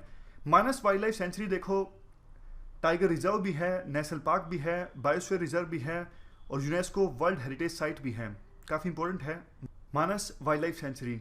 ब्रह्मपुत्र रिवर की ट्रिब्यूटरीज पर देखो, जो इंपॉर्टेंट ट्रिब्यूटरीज हैं, फॉर एग्जांपल मानस, तीस्ता, जिन पे क्वेश्चन आ सकता है वो हमने डिस्कस कर ली। लेकिन ब्रह्मपुत्र रिवर की काफ़ी सारी छोटी छोटी ट्रिब्यूटरीज हैं जिनके बारे में आपको डिटेल से पता नहीं होना चाहिए, लेकिन आपको ये जरूर पता होना चाहिए कि ये छोटी छोटी जो रिवर्स हैं वो ब्रह्मपुत्र की ट्रिब्यूटरीज हैं। एक बार आप नज़र डाल लीजिए, यहाँ पर देखो हमने डिस्कस किया था चाइना से आती है ब्रह्मपुत्र रिवर, चाइना में नाम है सांगपो, और उसके बाद शुरुआत में अरुणाचल प्रदेश में नाम होता है सियांग। अरुणाचल प्रदेश में सियांग डिस्ट्रिक्ट्स भी हैं, ईस्ट सियांग, वेस्ट सियांग। यहाँ पे देखो दिबांग मिलती है और लोहित नदी भी मिलती है। और शुरुआत में हम राइट बैंक ट्रिब्यूटरीज देखते हैं, उसके बाद लेफ्ट बैंक। राइट बैंक में यहाँ पे सुभानसरी है, यहाँ पे है रंगा नदी, और जिया भरेली यहाँ पर है, पुठीमरी यहाँ पर है। उसके बाद ये मानस है, मानस के बारे में हमने डिस्कस किया था, और ये है तीस्ता नदी, यहाँ पे तिपिका। तो ये हमने राइट बैंक ट्रिब्यूटरीज के बारे में डिस्कस किया। अब लेफ्ट बैंक ट्रिब्यूटरीज के बारे में देख लेते हैं। ये है बुरी दिहांग, और ये है धनसरी, यहाँ पर है कपिली। मेन तो देखो यही इंपॉर्टेंट है। अब क्वेश्चन इस प्रकार से भी बन सकता है कि जो राइट बैंक ट्रिब्यूटरीज हैं उनको आप नॉर्थ से साउथ में लगाइए या फिर ईस्ट टू वेस्ट लगाइए। इस प्रकार के क्वेश्चन बनते हैं, तो आपको ऑर्डर भी पता होना चाहिए। तो आप इस मैप का स्क्रीनशॉट ले लीजिए, या फिर अगर आप नोट्स बना रहे हो तो एक बार आप ज़रूर मैप बना लीजिए कि कौन सी ट्रिब्यूटरी कहाँ पे मिलती है। समझ गए? ध्यान से देखिएगा इस मैप को, ये मैप काफ़ी ज़्यादा इंपॉर्टेंट है। डिस्कस करेंगे बराक रिवर के बारे में। यूपीएससी ने क्वेश्चन पूछा था बराक रिवर के बारे में 2014 में। पहले आप रूट मैप देख लीजिए बराक रिवर का, मणिपुर से ओरिजिनेट होती है, यहाँ पर देखो।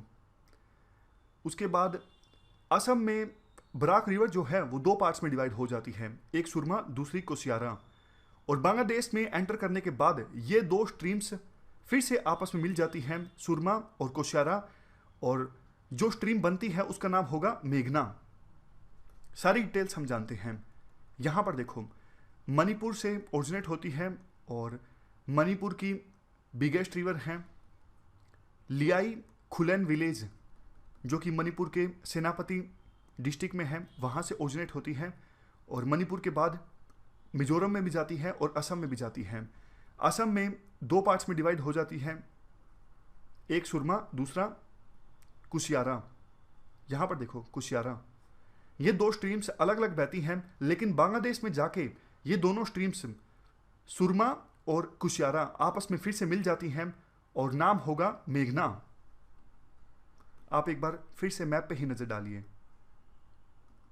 यहाँ पे असम में दो पार्ट्स में डिवाइड हो जाएगी, सुरमा और कुशियारा, दोनों फिर से मिलेंगी बांग्लादेश में और नाम होगा उसके बाद मेघना। मेघना फाइनली गिरती है बंगाल की खाड़ी में, यानी बे ऑफ बंगाल में। टोटल लेंथ देखो बराक रिवर की है 564 किलोमीटर्स, 564 किलोमीटर्स। क्वेश्चन आप अटेम्प्ट कीजिए बराक रिवर के बारे में। The Barak river flows through Assam, Manipur, Nagaland. कौन कौन से राज्यों से होकर गुजरती है बराक रिवर? आप बताइए कौन सा आंसर सही है। देखो नागालैंड से होकर नहीं गुजरती, तीसरा ऑप्शन गलत है, 1 और 2 सही है।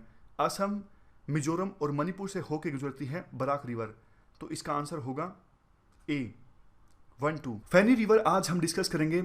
फैनी रिवर त्रिपुरा के साउथ त्रिपुरा डिस्ट्रिक्ट से ओरिजिनेट होती है और उसके बाद बांग्लादेश में जाती है। टोटल लेंथ है सिर्फ 108 किलोमीटर से, यानी छोटी रिवर है।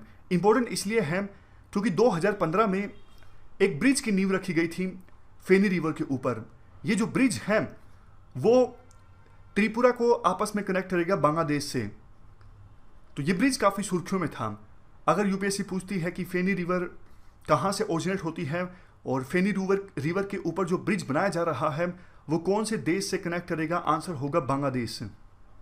ऑलमोस्ट 80 किलोमीटर तक फेनी रिवर जो है वो नेविगेबल है, मतलब बोट्स और छोटे शिप्स चल सकते हैं। वैसे देखो फेनी रिवर को लेकर डिस्प्यूट भी है इंडिया और बांग्लादेश के बीच। डिस्प्यूट तो पहले से ही था। बांग्लादेश जब ईस्ट पाकिस्तान का पार्ट था उसमें भी डिस्प्यूट था। 1958 में सबसे पहले बातचीत हुई थी इंडिया और पाकिस्तान के बीच फेनी रिवर के पानी को डिवीजन को लेके। उसके बाद 2006 में भी इंडिया और बांग्लादेश के बीच बातचीत हुई फेनी रिवर के पानी के डिवीजन को लेके, कॉम्प्रोमाइज़ को लेके। तो ये हमने डिस्कस किया फेनी रिवर के बारे में।